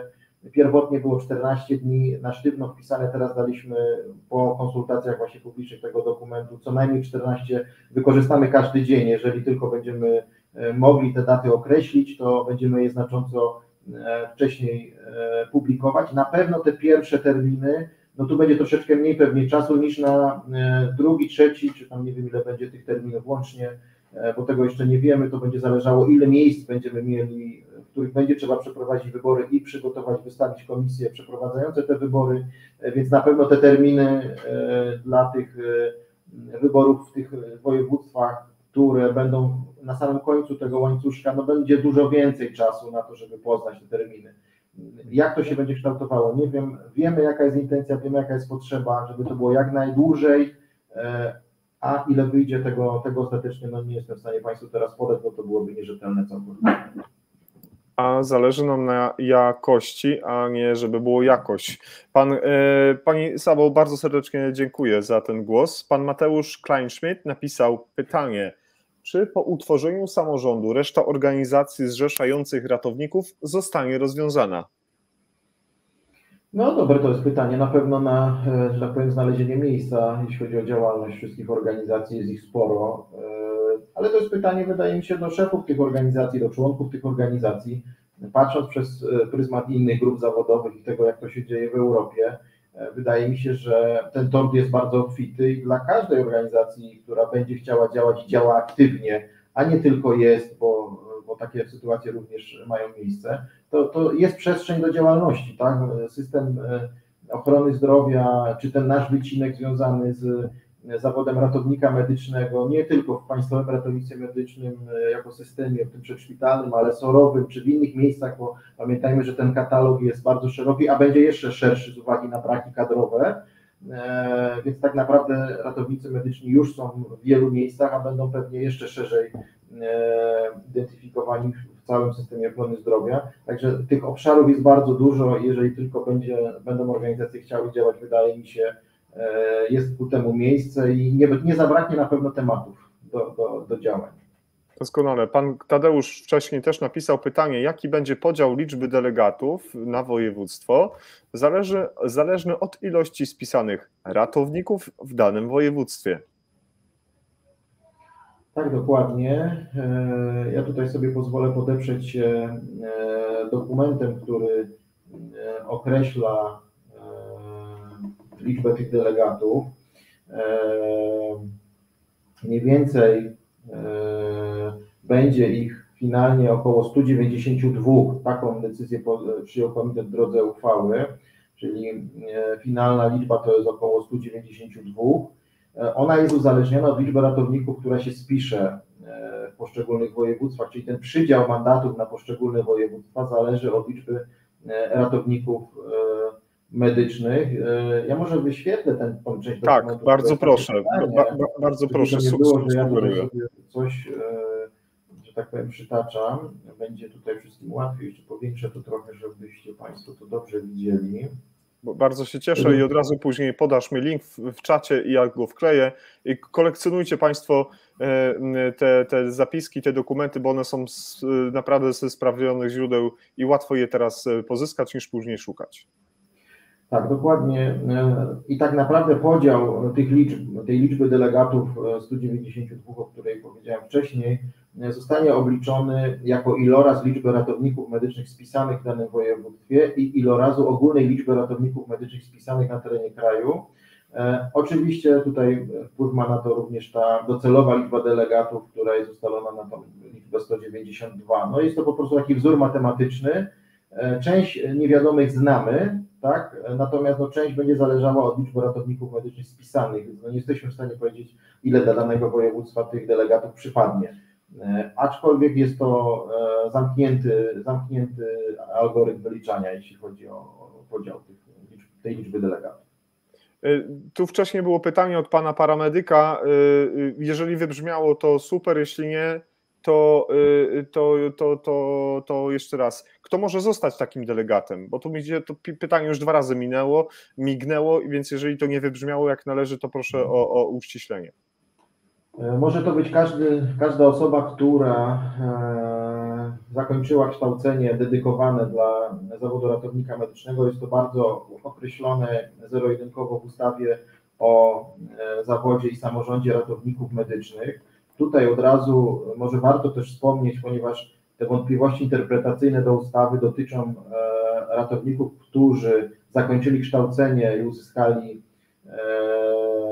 uzyskali te uprawnienia po dniu wejścia w życie ustawy, ponieważ ustawa nie do końca w taki sposób czytelny to reguluje. Jest oczywiście komunikat Ministerstwa Zdrowia mówiący, że ci, co uzyskali w dniu wejścia w życie, spełnili te warunki określone przez ustawę, aby być ratownikiem medycznym i wykonywać zadania, również mogą brać udział. My przyjęliśmy tę interpretację, pomimo tych wątpliwości interpretacyjnych, żeby nie było takiej sytuacji, że wykluczymy jakąś grupę ratowników medycznych. Także każda osoba, która spełnia te wymagania ustawowe, ukończyła kształcenie na kierunkach, które są określone w ustawie, ma prawo złożyć wniosek o spis, złożyć wniosek o dodanie do spisu ratowników medycznych, tym samym staje się po weryfikacji takiego wniosku również taką osobą, która może być zgłoszona na kandydata na delegata. Rozumiem. Wcześniej o 19:30 pan Krzysztof Kuriata do nas napisał. Komentarz jest długi, większy, to okno dialogowe będzie, więc troszeczkę nas przysłoni. Troszkę się już pojawiły te kwestie, ale ten komentarz jest ważny. Pan Krzysztof napisał: panowie, chciałbym wiedzieć, co dalej. Kiedy jest szansa, że komitet zacznie działać? Komitet działa od maja. Przykre jest to, że ratowników jest kilkanaście tysięcy, a na wideo teraz zaledwie 100. Dużo pracy przed nami. Niestety wiedza o tym, co robicie, jest wśród ratowników mizerna. Do kogo odsyłać ratowników po książeczki, zatwierdzanie okresów edukacyjnych i tak dalej. Tu jeszcze raz, panie Krzysztofie, wybrzmi komentarz Mateusza, bo on jest bardzo ważny. Proszę bardzo, Mateusz. No tutaj przede wszystkim my jako komitet organizacyjny, szanowni państwo, naprawdę staramy się to sprawnie przygotować. Już to kilkakrotnie tutaj wybrzmiało podczas dzisiejszego spotkania. Komitet nie miał wpływu na czas powołania tego komitetu, kiedy to nastąpiło. To, na co mamy wpływ, to realizujemy i staramy się robić to jak najsprawniej, jak najszybciej. Natomiast ja chcę zwrócić uwagę może na to, co nie do końca jeszcze wybrzmiało. To, że my zorganizujemy te wybory i one przypadają w naszej ocenie na grudzień, styczeń, bo to mniej więcej tak wypada ten termin krajowego zjazdu, to wcale to nie znaczy, że samorząd rozpocznie realizację swoich zadań ustawowych. Ten czas potrzebny na to, żeby na przykład zarejestrować się, ponieważ samorząd ma osobowość prawną, no to będzie kilka miesięcy pewnie to trwało. Nawet jeżeli się zarejestruje, nie będzie miał lokalu, nie będzie miał pracowników, nie będzie miał finansowania, to będzie trwało kolejne miesiące. Zwracam też uwagę na zapisy, które są zawarte w ustawie o zawodzie, mówiące o rejestrze ratowników medycznych. Przyszły samorząd będzie budował rejestr ratowników medycznych. W końcu poznamy, ile ratowników jest i gdzie oni pracują. Ten rejestr ma być zrealizowany w formie systemu teleinformatycznego. Taki mamy zapis w ustawie. Żeby taki system teleinformatyczny powstał, to na to potrzebne są również miesiące, jeśli chodzi o takie przygotowania analityczne, stworzenie polityki bezpieczeństwa, analizy ryzyka, przygotowania tego całego rozwiązania, później zbudowania go i to już nie ma znaczenia, czy będziemy mieć swoją infrastrukturę, czy będziemy korzystać z infrastruktury w formie usług, której ktoś nam dostarczy. Dodatkowo ten rejestr ma być zintegrowany z systemem informacji medycznej, są to dane i systemy, które są prowadzone przez Centrum Zdrowia. To też będzie trwało, każda integracja jest długa i nieprzyjemna, ale również te dane mają być przekazywane do systemu wspomagania dowodzenia Państwowego Ratownictwa Medycznego, systemu, który jest osadzony w sieci OST 112, jest to taka specjalna sieć zarządzana przez policję, która co do zasady nie ma kontaktu z siecią internet, więc to jest kolejna trudna integracja. I tak naprawdę patrząc z grubsza, to też zawarliśmy w tym naszym piśmie do Ministerstwa Zdrowia, gdzie wskazujemy na te kwestie i na te wątpliwości, to tak naprawdę w momencie, kiedy my dopiero stworzymy rejestr ratowników medycznych, będziemy mogli zacząć jako przyszły samorząd przyjmować wnioski o wydanie książeczki, bo będziemy wtedy w ogóle wiedzieli, że ten Jan Kowalski to jest faktycznie ratownik, zweryfikujemy jego dyplom i będziemy taką książeczkę mogli dostać, ale to będzie, że tak powiem, dopiero w momencie, kiedy powstanie rejestr, kiedy dostanie prawo wykonywania zawodu, a kolejnym krokiem będzie doskonalenie zawodowe. Ta wątpliwość jest przekazana i ta uwaga do Ministerstwa Zdrowia, nie znamy na to pytanie odpowiedzi. W mojej ocenie konieczna jest nowelizacja ustawy o zawodzie i samorządzie ratowników medycznych i dodanie przepisów przejściowych. I to na pewno 2 lata to chyba jest za mało, patrząc na moje doświadczenie, jeśli chodzi o budowę systemów teleinformatycznych. To nie jest jakieś wielkie wyzwanie, ale Szanowni Państwo, załóżmy, że dostaniemy finansowanie na budowę rejestru w sierpniu, bo mniej więcej wtedy przekazywane są przez ministerstwo dotacje na wydatki inwestycyjne, no to zobaczcie, ile nam zostaje miesięcy do końca roku, bo 31 grudnia trzeba rozliczyć tą dotację. Czyli tak naprawdę w pierwszym roku działalności, jeżeli dostaniemy jakiekolwiek środki, przyszły samorząd, no to on tak naprawdę będzie tylko w stanie dokumentację przygotować, o ile oczywiście zatrudni pracowników, którzy będą w stanie przygotować taką dokumentację, tak, albo wyłoni w postępowaniu zgodnie z ustawą o zamówieniach publicznych, bo jeżeli dostajemy dotację, no to jesteśmy w ustawie o zamówieniach publicznych.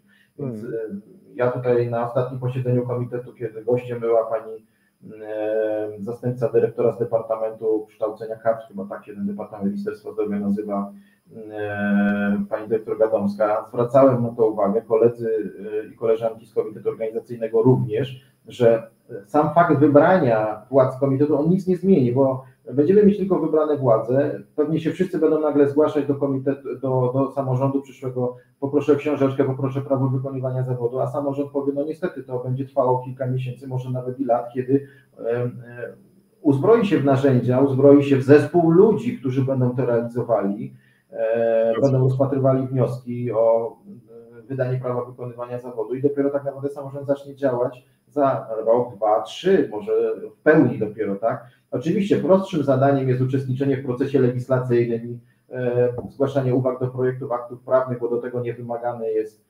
rejestr, ale jeżeli cokolwiek jest związane z rejestrem, który ma powstać, a jest potrzebny czas na to, żeby on powstał, no to niestety to zadanie nie będzie mogło być od razu realizowane i tu są konieczne przepisy przejściowe. No ktoś te zadania musi robić, bo nie możemy zostawić ratowników medycznych w takiej sytuacji, że nie ma kto im książeczki wydać, nie ma kto im zaliczyć doskonalenia zawodowego.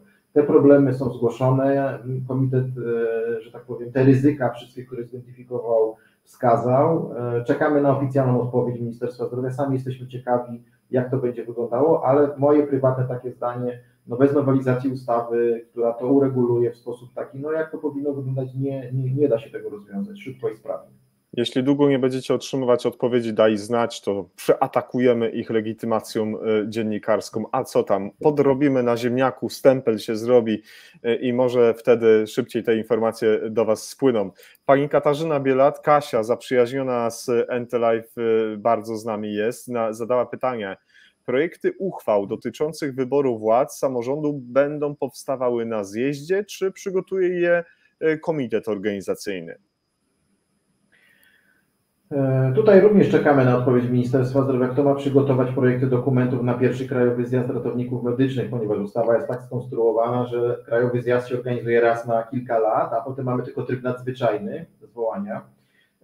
Na pewno te projekty podstawowe, które no, żeby w ogóle odbył się, będzie musiał przygotować komitet wspólnie z prawnikami, po stronie Ministerstwa Zdrowia. Natomiast to będą tylko projekty, które będzie trzeba uzupełnić, bo ja nie wiem, jakie osoby będą wybrane na delegatów, nie wiemy, jakie osoby będą już zgłoszone później na kandydatów do przyszłych władz. To wszystko już się będzie odbywało podczas krajowego zjazdu, więc tak naprawdę będzie dużo pustych miejsc w tych dokumentach, jeżeli one tutaj powstaną. Na pewno komitet przygotuje regulamin pierwszego krajowego zjazdu, bo do tego nas ustawa obliguje. Natomiast już później to wszystkie te dokumenty będą musiały być wypracowywane przez wybranych delegatów na krajowym zjeździe. Ten krajowy zjazd pierwszy, on pewnie będzie trwał kilka dni, tak przynajmniej sobie tutaj to wyobrażamy, dyskutując na ten temat, może będzie zawieszany na jakiś czas, będzie trzeba ponownie przyjechać, no bo nie da się wszystkich dokumentów przygotować. To my nie wiemy, jaka będzie wizja delegatów wybranych, jak ma ten przyszły krajowy zjazd funkcjonować, jak ma ten samorząd funkcjonować. Tam jest bardzo dużo dokumentów, które mają być przyjęte przez krajowy zjazd, ale to dopiero będą decydować te osoby, które będą tymi delegatami. To jest przyszłość, my tego nie wiemy, więc my jako komitet przygotujemy tylko taki regulamin organizacyjny, to tyle na pewno. Dziękuję za odpowiedź, Kasiu, dziękuję za Twoją aktywność, jest mi bardzo miło, że znalazłaś dzisiaj dla nas czas. Pozdrawiam Ciebie, pozdrawiam Kraków, wspominam bardzo miło ostatni pobyt w Krakowie, bardzo się cieszę, że mogliśmy się spotkać. Pan Łukasz Bilski ponawia pytanie, czy osoby, które aktualnie tworzą komitet, mogą być zgłoszone jako kandydaci na delegatów? Rozumiem, że tak z automatu, czy tak pośrednio, Panie Łukaszu? A może Mateusz odpowie? Nie ma tutaj żadnych automatów i żadnych specjalnych ścieżek dla członków komitetu, to chcę zaznaczyć na samym początku. Jeżeli członkowie komitetu organizacyjnego zdecydują się na kandydowanie na kandydata na delegata, obowiązują ich takie same zasady jak każdego innego ratownika medycznego w Polsce, który będzie się spisywał. Też taka osoba będąca członkiem komitetu, jeżeli będzie chciała kandydować, musi ją ktoś zgłosić, musi być wniosek, tutaj nie ma żadnych automatów, wszystkich obowiązują takie same zasady. I one są transparentne, mam nadzieję, że takie będą dalej. Tutaj padło pytanie, jest od pana Mikołaja. Panie Łukaszu, uprzejmie dziękuję. Panu Mikołaj Ambrożak tak napisał do nas, czy spisany ratownik medyczny z automatu z racji spisania i na tej podstawie będzie widniał w przyszłym rejestrze ratowników, czy to dwie różne procedury? Panie Mikołaju, dziękuję za pytanie. Od razu odpowiadam, tak jak tutaj sugeruje kolega Mikołaj, to są dwa różne procesy całkowicie. Spis dotyczy tylko i wyłącznie bardzo wąskiego zakresu danych potrzebnego na potrzeby realizacji wyboru delegatów i realizacji Krajowego Zjazdu Ratowników Medycznych. Natomiast rejestr ratowników, tam już będzie dużo więcej danych, tam ustawa bardzo szczegółowo to określa, jaki zakres tych danych, tam będzie pewnie weryfikacja też tych dyplomów, które poszczególni ratownicy uzyskali w toku kształcenia. Tego na potrzeby spisu nie ma, bo nie mamy nawet podstawy takiej prawnej do takiej weryfikacji. Także to są dwie różne rzeczy, tu nie ma też żadnego automatu. Te dane po zakończeniu spisu, po zakończeniu wyborów na Krajowym Zjeździe, zgodnie też z dokumentem opisanym, zostaną zlikwidowane, tak to zostało określone, nie będzie potrzeby ich przetwarzania i zgodnie z ustawą o ochronie danych no, muszą być niejako później zlikwidowane, nie będzie potrzeby, żeby one były dalej przetrzymywane. Pan Krzysztof w odniesieniu się do komentarza, do jego pytania i komentarza również, dziękuję Tobie za odpowiedź, bardzo Tobie kibicuję, mam nadzieję, że Pan Krzysztof kibicuje wszystkim członkom komitetu, dużo siły i wytrwałości dla Mateusza, to bardzo miłe i tu pojawiły się dwa takie skrajne pytania dotyczące jakby różnych kwestii, ale one są bardzo ciekawe, bo ten kontrast wychodzi bardzo mocno w tym momencie. Pan Tadeusz pyta, dlaczego spisujemy się online, a nie możemy głosować w tej samej formie? No to już odpowiadam Państwu na to pytanie. Gdybyśmy zdecydowali się na organizację wyboru w formie elektronicznej, bo taka możliwość oczywiście też istniała, to po pierwsze, nikt nie przewidział tego na etapie tworzenia oceny skutków regulacji do ustawy, bo trzeba by zbudować narzędzie albo kupić usługę, która by nam udostępniła takie funkcjonalności. To jest po pierwsze, czyli nikt tego na etapie tworzenia projektu ustawy nie przewidział, nie zapewnił finansowania dla takiego sposobu realizacji. Ta forma, gdybyśmy decydowali się na głosowanie elektroniczne, wymagałaby dużo większego zakresu pracy. Ten formularz, który Państwo przygotowali, inżynierowie z Centrum Zdrowia, jest bardzo prosty. tam nie ma weryfikacji takiej tożsamości w formie integracji z różnego rodzaju systemami, tak jak się to dzieje w wielu innych miejscach, gdzie Państwo się autoryzujecie, czy poprzez bank, czy poprzez na przykład profil ePUAP, to, że ktoś jest Janem Kowalskim faktycznie. Gdybyśmy takie zaplanowali rozwiązania, to jeszcze byśmy kilka miesięcy czekali na przygotowanie tych rozwiązań, tylko po to, żeby je raz wykorzystać tak naprawdę, czyli no, nie chcę tutaj mówić o zmarnowanych pieniądzach, tylko byśmy wydali duży budżet na krótki okres czasu wykorzystania tego narzędzia, a dodatkowo jeszcze czekalibyśmy wiele miesięcy na to, żeby w ogóle skorzystać z tego narzędzia. No więc no, niewspółmierne to całkowicie by było do potrzeb. Staraliśmy się tam, gdzie mogliśmy, do maksimum wyeliminować formę papierową i konieczność przychodzenia do urzędu, tak to nazwijmy. I tutaj myślę, że z formularza będą wszyscy zadowoleni, można to zrobić z telefonu, można zrobić z tabletu, to rozwiązanie jest przygotowane, skaluje się, no ale już niestety wybory będzie trzeba się zgłosić fizycznie w danej lokalizacji. Tak to zostało przygotowane, to też jest taka wypadkowa możliwości, Szanowni Państwo, bo to, że my byśmy chcieli, pewno, żebyśmy chcieli elektronicznie, żeby sobie można było wygodnie usiąść w domu, zapoznać się i oddać ten głos, kto by nie chciał, prawda? Myślę, że jest to przyszłość na pewno i taki projekt będzie można zgłosić później do realizacji przez przyszłe władze. Na pewno jest to prostsze, ta frekwencja jest też pewnie wtedy wyższa, ale no mając takie ograniczone narzędzia i możliwości, wycisnęliśmy to, co się dało do ostatniej kropli, tak żeby ułatwić w tych obszarach, w których mogliśmy, które no, udało się usprawnić. Nie wszystko, ale w tym bardzo krótkim czasie wydaje mi się, że i tak będzie to fajnie, sprawnie przebiegało. No niestety nie da się tego zrobić w formie elektronicznej, już podsumowując. A propos narzędzi elektronicznych, rozwiązań, jest dzisiaj z nami Marcin Wojcieszak, autor bloga Lukas Felczer. Marcin, witaj. Marcin jest jednym z naszych stałych partnerów, udostępnia informacje o wydarzeniach, pisze posty, propsuje, jak to mówi Tomasz Janus, i Marcin napisał taki komentarz, że książeczka do szkolenia zawodowego powinna mieć właśnie tę formę elektroniczną, żeby to wszystko odbywało się nieco bardziej przyjaźniej dla odbiorców. Kiedy ostatnio byłem w Krakowie, był rządek, piękny rządek osób, które stały z książeczką i tam trzeba było wbić co trzeba, i ilość punktów, i stempel, i tak dalej, i tak dalej. Tak więc myślę, że się, Mateusz, zgodzisz z tym, żeby taka elektroniczność tutaj też zajrzała. Jak najbardziej.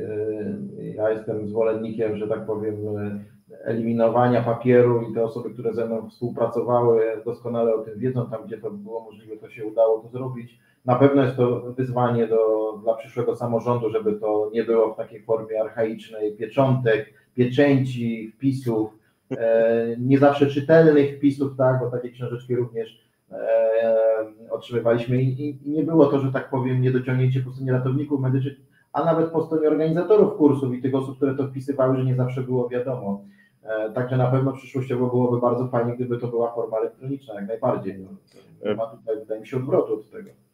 Pan paramedyk albo pani paramedyk, bo jak wiemy są te formy obydwie dopuszczalne, napisał, że już książeczek nie ma. Nie wiem, ja paramedyku drugi dawno już mnie w polskim systemie nie ma, więc nie wiem.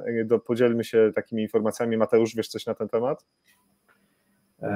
No, na pewno jest problem z wydaniem nowych książeczek teraz, tak? Dla osób, które rozpoczęły nowy okres edukacyjny, tak? To jest też jeden z elementów, na który czekamy na odpowiedź ze strony Ministerstwa Zdrowia, ponieważ no, te książeczki powinny być już wydawane przez przyszły samorząd, ale no to jeszcze, tak jak sobie przed chwilą mówiliśmy, proces długi i to szybko nie nastąpi, więc urzędy wojewódzkie już tych książek nie wydają, bo nie mają podstawy prawnej, a nowego samorządu nie ma i nie ma jeszcze, długo nie będzie zdolności do ich wydawania, także tutaj pewnie będzie wymagało, tak jak powiedzieliśmy sobie wcześniej, jakieś rozwiązanie przejściowe, no bo no nie może być takiej sytuacji, że no nie będzie tych książeczek. To, co tutaj możemy apelować, po prostu trzeba gromadzić dokumenty potwierdzające odbycie danej formy doskonalenia zawodowego, później będzie trzeba to uzupełnić. No tyle mogę powiedzieć na ten moment. Sam jestem ciekaw, jakie rozwiązanie tutaj przyjmie Ministerstwo Zdrowia, żeby ten proces obsłużyć, no bo on ewidentnie dzisiaj nie funkcjonuje. Jasne. Powiedziałeś o tych wszystkich stemplach, pieczątkach. Ja, drodzy Państwo, wtrącę sobie takie moje prywatne przemyślenia. Od 10 lat, blisko od 10 lat pracuję w systemie tutaj norweskim i przez te 10 lat ani razu w ręku nie miałem pieczątki. Nie ma czegoś takiego, wszystko dzieje się zupełnie w takim obszarze cyferkowym. Mam swój numer, kiedy wypisujemy kartę MCR-ów, ten numer jest wpisywany i to wszystko tak naprawdę. Tak więc bez pieczątek też można żyć i świat jest prostszy i można naprawdę sporo zaoszczędzić. Jest jeszcze jedno pytanie. Drodzy Państwo, tutaj prośba do tych wszystkich osób, które te pytania zadawały. Jeżeli któreś pominąłem, proszę raz jeszcze wkleić, a ja zadam pytanie od pana Grzegorza Nowaka, który skomentował jeden z postów Bartka Zimocha. Pozwolisz, Mateusz, że ja to pytanie przeczytam, bo ono jest długie i jeżeli je wkleję do okna, to po prostu będzie mały kłopot. Zostawię pytanie być może retoryczne, jako że może mi się nie udać dotrzeć nad webinar. Panie Grzegorzu, jeżeli pan jest, to zapraszam. Skąd zwykli i prości ratownicy medyczni jak ja mogą czerpać informacje o przedstawicielach środowiska, jak wspomniany pan mówimy o Mateuszu, o ich doświadczeniu zawodowym, stażu, dokonaniach, bo takie warto podkreślać, skoro ktoś prezentuje grupę zawodową, kiedy w internecie głównie dominują doniesienia medialne, które mogą nie być zgodne ze stanem faktycznym. To jest pierwsza część, może odnieść się Mateusz do tego, bo potem idziemy dalej w las. No tak, to jest oczywiście problem globalny, tak mi się wydaje, bo to nie tylko dotyczy mojej osoby, ale też innych osób, nie tylko spoza komitetu, ale osób, które zajmują różnego rodzaju stanowiska, czy to w organizacjach, czy w instytucjach publicznych, czy w innych instytucjach, które zajmują się jakimś obszarem systemu. No, szanowni Państwo, no, jeżeli ktoś jest chętny i chce poznać moją notkę biograficzną, ja zachęcam, można się ze mną komunikować, mogę podesłać swoje nawet CV, które gdzieś tam pewnie jest pewnie dostępne nawet w internecie. Ja jestem członkiem również Polskiego Towarzystwa Ratowników Medycznych, tam wchodzę w skład zarządu, jestem członkiem tego zarządu. Tam wszyscy członkowie są w zakładce o nas, zarząd wypisani, jest również opisane wykształcenie, doświadczenie zawodowe. Jestem tam również ja, jeżeli ktoś chce, może się z tymi materiałami zapoznać. Jeśli nie, na moim profilu facebookowym również jest informacja, gdzie pracowałem. No oczywiście tutaj, ja czytałem dzisiaj to pytanie, bo ono było wcześniej zadane w jednym z postów. No tu jest kwestia, które dane są tymi danymi referencyjnymi, tak? I skąd czerpać te informacje. Nie wiem, no najlepiej to pytać chyba u źródła, jeżeli jest jakaś wątpliwość, to właśnie mamy dzisiaj takie spotkanie, można takie pytanie wydaje mi się zadać. Ja, tak jak rozmawiałem tutaj z Tobą, przygotowując się do tego spotkania, przyjęliśmy formę otwartą. Nie zakładam, że jakieś pytanie będzie, na które nie będę chciał odpowiedzieć. Jeżeli są jakieś pytania, jeśli chodzi o moją notkę biograficzną, chętnie odpowiem na nie. Jestem tutaj otwarty, nigdy tego nie kryłem. Osoby, z którymi współpracowałem przez wiele lat, a przewinęło się tych osób tyle, że ja już nie pamiętam często. Wiem, że tą osobą jakiś projekt realizowałem albo z czymś kiedyś się komunikowałem, ale no nie jestem w stanie, że tak powiem, spamiętać wszystkich.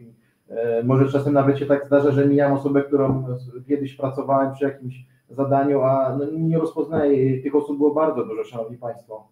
Czy jeszcze na etapie pracy w wojewódzkiej stacji, czy później w działalności społecznej w Radzie Ratowników Medycznych.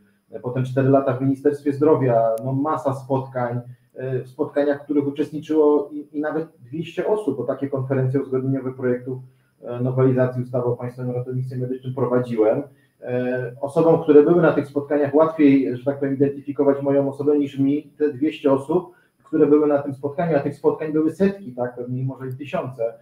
Potem moja działalność kolejna w Krajowym Centrum Monitorowania Ratownictwa Medycznego, kolejne 4 lata. Na pewno osoby, które pracują w administracji, czy to centralnej, czy tej wojewódzkiej, no znają mnie na pewno bardziej niż osoby, które gdzieś tam się mijaliśmy na różnych sympozjach, konferencjach. No niemniej jednak, jeżeli jest taka potrzeba, to możemy takie spotkanie wykorzystać, czy kolejne, których gdzieś tam pewnie się będziemy widzieli, czy będziemy się widzieć pewnie na najbliższej konferencji, która będzie w Wiśle, tak? O ile dobrze pamiętam, będę tam również, tak. Jeżeli ktoś chce, to zachęcam, można podejść, zapytać. Ja zawsze jestem otwarty, pojawiam się tam. Jeżeli ktoś chce się o coś dopytać, to nie ma problemu. Można wysłać do mnie maila, też staram się odpowiadać na wszystkie maile. Jest adres komitetu, jeżeli są jakieś pytania. Także no, tych dróg komunikacji jest bardzo dużo. Myślę, że jeżeli ktoś chce i jest na tyle ciekaw, że potrzebuje jakiejś takiej informacji albo potwierdzenia, że ta informacja jest prawdziwa, to zarówno ja, jak wydaje mi się wszyscy koledzy z naszego i koleżanki z naszego środowiska, to środowisko nie jest bardzo duże. Bardzo dużo osób się zna, więc wydaje mi się, że nie ma problemu, żeby takie informacje weryfikować, bo te osoby się gdzieś tam pojawiają cały czas na różnych wydarzeniach. Jasne. Dziękuję za obszerną odpowiedź, bo to tak mnie zaintrygował ten komentarz pana Grzegorza. Pan paramedyk napisał reklama dźwignią handlu. No, padło pytanie, jest odpowiedź, chyba że pan mówi o ratownicy ratownikom. NT Live jest dla was, dla społeczności ratowniczej, więc panie paramedyku, niech pan reklamuje, scena jest pańska, a jeżeli będzie taka potrzeba, proszę się skontaktować z nami, to my z przyjemnością wejdziemy w taką współpracę, ale żeby nie było tak słodko, pan Grzegorz na końcu tej swojego komentarza, wypowiedzi napisał tak: o panu gościu słuchałem od lat i mam ograniczone zaufanie do plotek, a że się nie znamy, to proszę was, by dokładnie było, kim ten gość jest. To już było, to już padło. No i pan Grzegorz jeszcze poprosił, żebyś, Mateusz, przyznał się do tego, co ci nie wyszło, co spaprałeś. Pan Grzegorz użył innego słowa, ale z szacunku do państwa nie użyję tego. Gdybyś miał się zastanowić, co w twojej karierze poszło naprawdę na maksa źle i gdybyś mógł to cofnąć, to zrobiłbyś inaczej, albo byś powiedział nie nadawałem się do tego, niepotrzebnie się za to zabrałem, to co by to było? Znaczy, ja nie identyfikuję wprost takich projektów, które, że tak powiem, by się nie udały, tak? Starałem się wspólnie z zespołem, bo to nie jest tak, że Mateusz Komza realizuje, prawda, jakieś projekty większe bądź mniejsze, to jest zawsze grupa ludzi, z którymi człowiek współpracuje i razem pchamy ten wózek. Na pewno z etapu Ministerstwa Zdrowia nie udało się wszystkich tematów obsłużyć. To ja tylko 4 lata byłem dyrektorem departamentu, tematów było mnóstwo. Ja przyszedłem do tego departamentu w momencie, kiedy przez wiele lat różnego rodzaju sprawy się nawarstwiały. Tak jak mówię, nie wszystko się udało, tam też ja miałem postawione pewne cele, które miałem zrealizować. Zwracam też na to uwagę i tłumaczę wielokrotnie, że to, że ja byłem dyrektorem departamentu, to nie znaczy, że ja kreowałem politykę w systemie Państwowego Ratownictwa Medycznego. Ja miałem kierownictwo, miałem ministra nadzorującego, miałem ciało polityczne, które wskazywało, co mamy robić, w jakim zakresie, i starałem się to wplatać i robić w taki sposób, żeby to było dobre dla całego systemu wtedy Państwowego Ratownictwa Medycznego. Jeśli chodzi o ten obszar związany później z Krajowym Centrum Monitorowania Ratownictwa Medycznego, bardzo trudny projekt, przejęcie systemu teleinformatycznego z dostępnością 4-dziewiątkową, czyli praktycznie przez 365 dni w roku, po kilku latach, kiedy się nikt tym systemem nie zajmował. Na pewno wiele elementów, które wyszły już po weryfikacji tego, można było inaczej zaplanować, ale pamiętajmy, że my nie mieliśmy tych kart. Te karty były zakryte na stole, ponieważ wiele informacji MSWiA też nam nie przekazywało i dopiero jak wzięliśmy ten system, to dopiero okazało się, że on dużo szerszych prac wymagał niż te informacje, które my otrzymywaliśmy. Wiele pewnie procesów można byłoby inaczej zaplanować. Gdybyśmy przewidzieli, że będzie COVID, że będzie odpływ programistów z rynku, wiele procesów, wiele zadań byłoby szybciej realizowanych, ale to są rzeczy, których nie przewidujemy. Jasne. I to pewno są takie obszary, które można uznać, że się nie udały, ale tak jak mówię, kto był w stanie przewidzieć COVID na przykład, prawda? To tak, do tego pytania tutaj tej osoby, która jest... Pan Grzegorz Nowak. Szkoda, że pana Grzegorza dzisiaj nie ma, ale tak jak powiedziałem, długi wpis zaintrygował mnie pod postem Bartka Zimocha. Jeszcze jest jedno pytanie, myślę, że to jest bardzo ważna kwestia. Później ja zostawię tobie 1,5 minuty na poukładanie tego sobie w głowie, żebyśmy podsumowali dzisiejsze spotkanie. Poproszę cię o literaturę branżową i ja to zepnę jakąś tam zgrabną klamrą i będziemy pomału, drodzy Państwo, zbliżać się do końca, ale zostańcie jeszcze, bo są 2 bardzo pilne ogłoszenia i zależy nam na tym, żebyście je wysłuchali. Już mam nadzieję znajdę te pytania odnośnie. To było reklama dźwignią handlu, to już też wiemy. O, jest pan Wojciech, panie Wojtku, ja pana szukałem tutaj, pan tutaj się zapodział. Czy będą niezależni obserwatorzy podczas wyborów i liczenia głosów? Takie jest pytanie od pana Wojciecha. Tak, bardzo dobre to pytanie. Dziękuję panie Wojciechu za jego zadanie. Ta dyskusja na komitecie pojawiła się podczas prac i przygotowywania tych ramowych założeń. Na pewno mamy problem, co to są niezależni obserwatorzy, tak, i kto by miał ich zgłaszać. Ten temat na pewno jeszcze wróci podczas procedowania regulaminu wyboru delegatów, bo ja między innymi dodałem taki komentarz do projektu z mojej strony. Na obecną chwilę nie przewidywaliśmy tutaj udziału jakichś ekstra obserwatorów.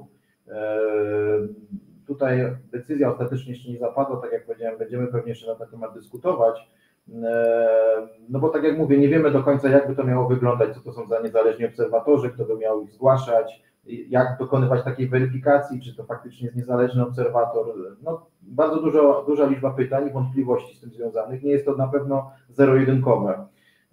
Jeśli chodzi o kto będzie liczył głosy, więc tak, zgodnie z przyjętym rozwiązaniem przez komitet organizacyjny, do realizacji wyborów jest powoływany komitet przeprowadzający wybory w liczbie 3 osób.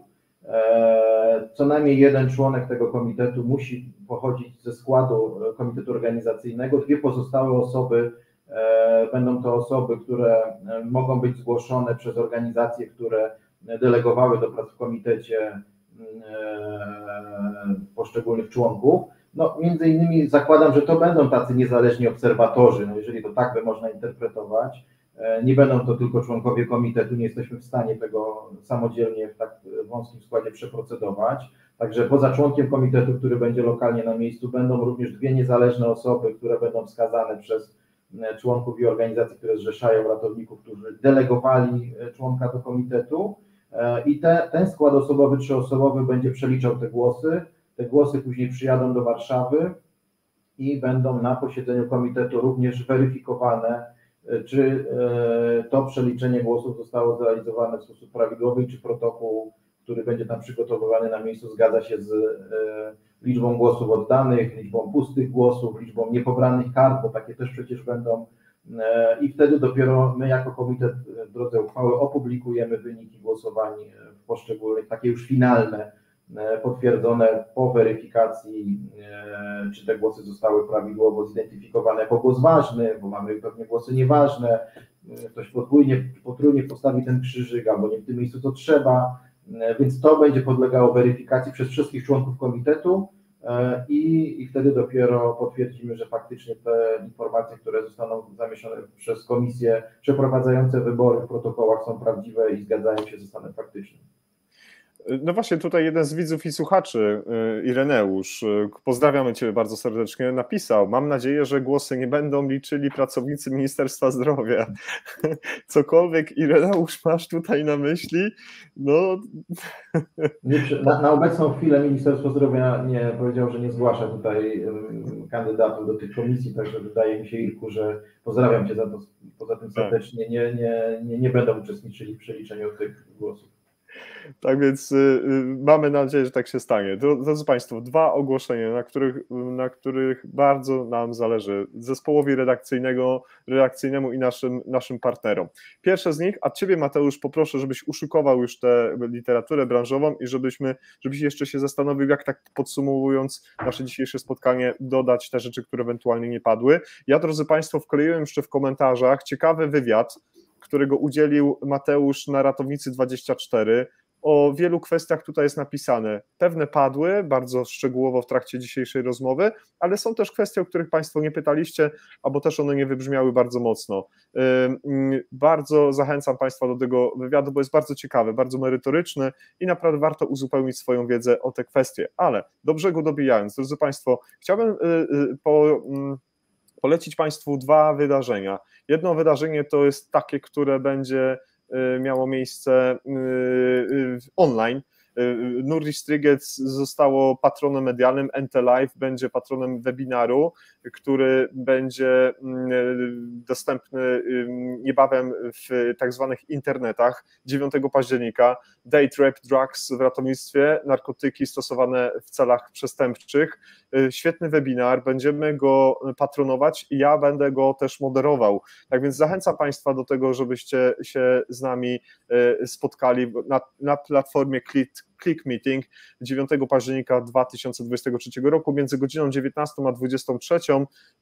Tego dnia już mam zabukowany termin specjalnie dla Państwa, będę na tym webinarze i mam nadzieję, że Wy również. Tak więc to jest moja pierwsza prośba, a druga prośba jest też taka, w imieniu wszystkich przygotowujących Śląskie Dni Medycyny Ratunkowej, które już przed nami. Ja się bardzo na nie cieszę, bo mam przyjemność otrzymać miałem przyjemność otrzymać od organizatorów zaproszenie do udziału w tym właśnie evencie, w tej konferencji. Jest mi z tego powodu niezmiernie miło, że spotkam się tam z Państwem. Będzie bardzo na żywo, będą spotkania z widzami, z słuchaczami, będą rozmowy z zaproszonymi gośćmi, będą rozmowy z osobami, które będą prowadziły wykłady, bardzo ciekawe wykłady. Organizatorem tego wydarzenia jest Polskie Towarzystwo Ratowników Medycznych, patronat honorowy i współorganizatorzy to Państwowa Akademia Nauk Stosowanych w Nysie, Akademia WSB w Dąbrowie Górniczej i Polski Korpus Ratownictwa Medycznego, i partnerami są Polskie Towarzystwo Chorób Płuc. Wystawcy będą bardzo ciekawi, zaprzyjaźniona firma Lardal, z którą się świetnie znamy, Autoform i Striker. I drodzy Państwo, z przyjemnością przyjąłem zaproszenie do tego, by być patronem medialnym w towarzystwie takich fantastycznych instytucji jak Paramedyk Polan, Krzysztof, jest Jakub, Ratownictwo Medyczne łączy nas wspólna pasja, i jest Na Ratunek, gazeta, magazyn, który jest nam bardzo bliski. Tak więc widzimy się, drodzy Państwo, w ostatni piękny weekend, września w Wiśle, i jest mi niezmiernie miło, że tam się spotkamy. A teraz pozwolicie, drodzy Państwo, że poprosimy Mateusza, by odniósł się do tego, co jest dla mnie zawsze bardzo ważne. Namawiam Państwa do czytania nie tylko tych procedur, nie tylko tych aplikacji, które macie pewnie w swoich telefonach, ale zachęcam też Państwa do tego, żebyście zaglądali do literatury branżowej, i poproszę Mateusza, żeby teraz pokazał, co tam dla nas przygotował i zarekomendował akurat tę, a nie inną publikację.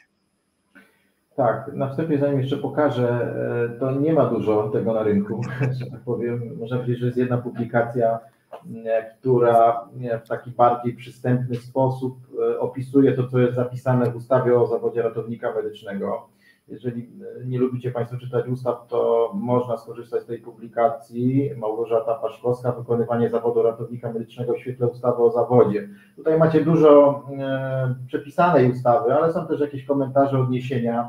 Myślę, że warto będzie poczekać, no mam nadzieję, że taki komentarz do ustawy o zawodzie ratownika profesjonalny, jak w przypadku komentarza do ustawy o Państwowym Ratownictwie Medycznym, również się przyda, bo bardzo szeroka tematyka nie tylko w zakresie działania samorządu, ale tej części takiej dyscyplinarnej. My nie doceniamy, wydaje mi się, tego, co tam jest w tej ustawie zapisane. Każdy mija, czytając te przepisy, bo rozmawiam też z ratownikami medycznymi i każdy mówi, tego to już nie czytam, bo to takie skomplikowane.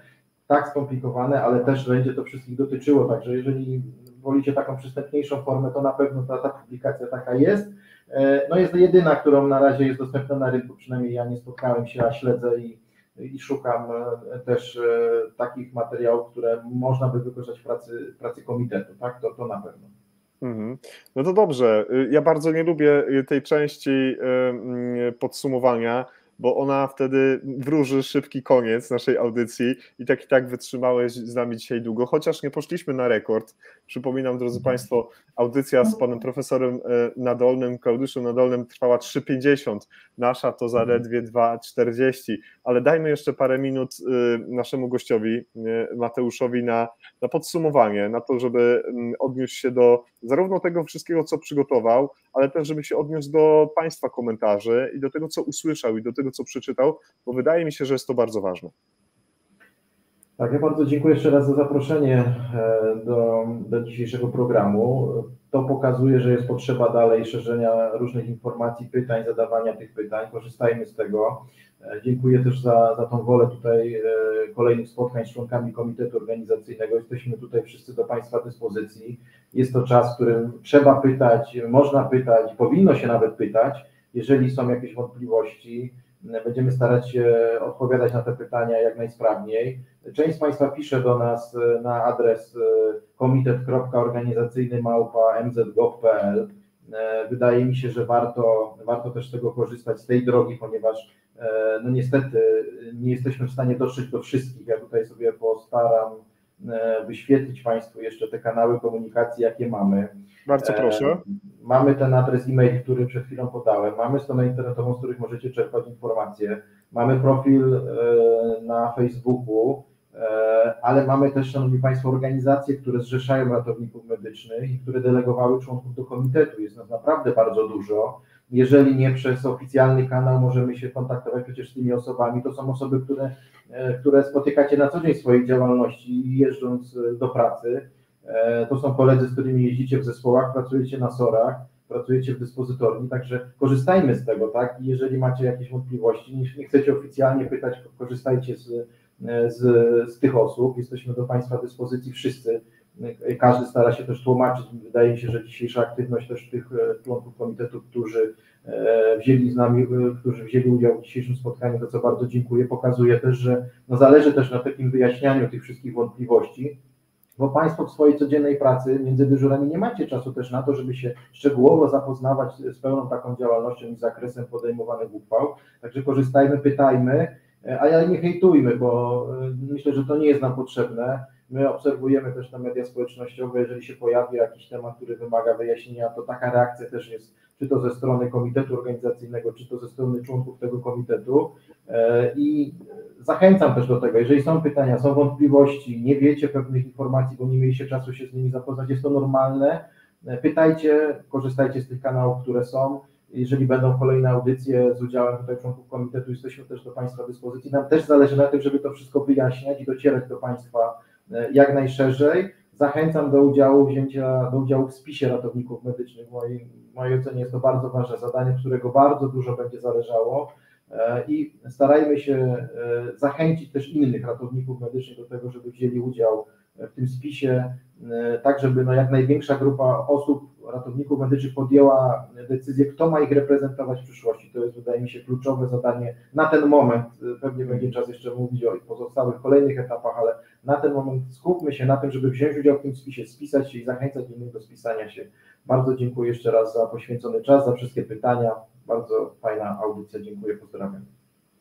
To fajnie, jak Mateusz uważa, że to fajna audycja była, to my się bardzo z tego powodu cieszymy. Pan Konrad Mysakowicz napisał, że Rzeczpospolita ratownicza, takie komentarze są na pewno bardzo fajne. Pan Paweł Kubica pozdrawia Cię, Mateuszu, i również dziękuję za dzisiejszy wieczór.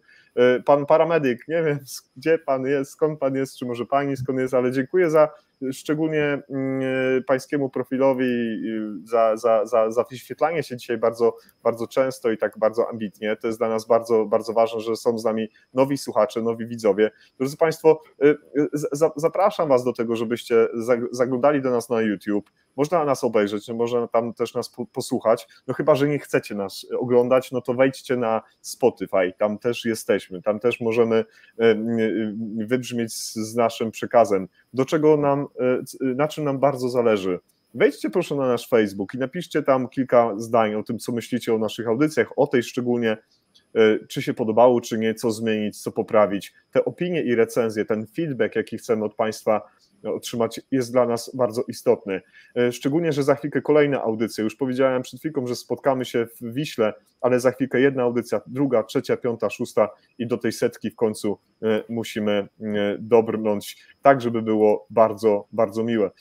To są najmilsze momenty, kiedy z jednej strony musimy skończyć już audycję, żeby wypuścić naszego gościa, ale też podzielić się takimi bardzo ładnymi opiniami, które trafiają od naszych widzów i słuchaczy. Bartek, którego bardzo pozdrawiam, jest dla nas wzorem do naśladowania w wielu kwestiach, takich właśnie analitycznych. Napisał, że ta audycja była potrzebna. I pozwolisz, drogi Bartku, dziękuję też za spotkanie w Krakowie, bo ono było też potrzebne. Pozwolisz, że taką puentą dzisiejszego naszego spotkania i podsumowaniem niech będą słowa Twojego postu, który napisałeś. Zwracam się do całego środowiska. Pamiętajcie o swojej podmiotowości w tym procesie. Wybierzcie takich delegatów, którzy będą reprezentowali Was, Wasze spojrzenie na kształt naszego zawodu. Nie pozwólmy sobie na to, aby jakiś jeden czy drugi podmiot umeblował nam samorząd zawodowy. Proszę, nie mylcie zadań związków zawodowych czy towarzystw naukowych z rolą samorządu. Samorząd zawodowy ma być autonomiczną jednostką kierującą nasz zawód i dbającą o wartości, które stanowi nasz zawód. Ja myślę, że to są najlepsze możliwe słowa, które będą towarzyszyły temu, co powiedział Mateusz w podsumowaniu, i jestem przekonany, że z takim dobrym przekazem możemy zostawić naszych widzów i słuchaczy. Co ty na to, Mateusz? Jak najbardziej podpisuję się pod tymi słowami, bardzo dziękuję. Fajnie, że to też wybrzmiewa nie ze strony komitetu organizacyjnego, ale też z osób, które taki czynny udział biorą w tej dyskusji na przestrzeni tych miesięcy wcześniej, i myślę, że to też pokazuje, że i wskazuje nam te cele, tak, na których się powinniśmy skupić. Także podpisuję się też pod tą wypowiedzią i pod tym podsumowaniem. Bardzo serdecznie Państwu dziękuję. Moim i Państwa gościem był przewodniczący Komitetu Organizacyjnego Samorządu Ratowników Medycznych, pan Mateusz Komza, któremu się kłaniam nisko w pas. Państwu również dziękuję za dzisiejsze spotkanie. Było mi niezmiernie miło spotkać się ze wszystkimi widzami i słuchaczami NT Live po bardzo długiej wakacyjnej przerwie, ale liczę też na to, drodzy Państwo, że kolejny sezon, który właśnie rozpoczęliśmy, 4. rok działalności NT Live, przyniesie Państwu i nam ogromnie wiele radości. Ja nazywam się Jacek Borowek, to był NT Live. Do zobaczenia i do usłyszenia już w następnym odcinku. Pozdrawiamy. Dziękuję serdecznie, pozdrawiam wszystkich.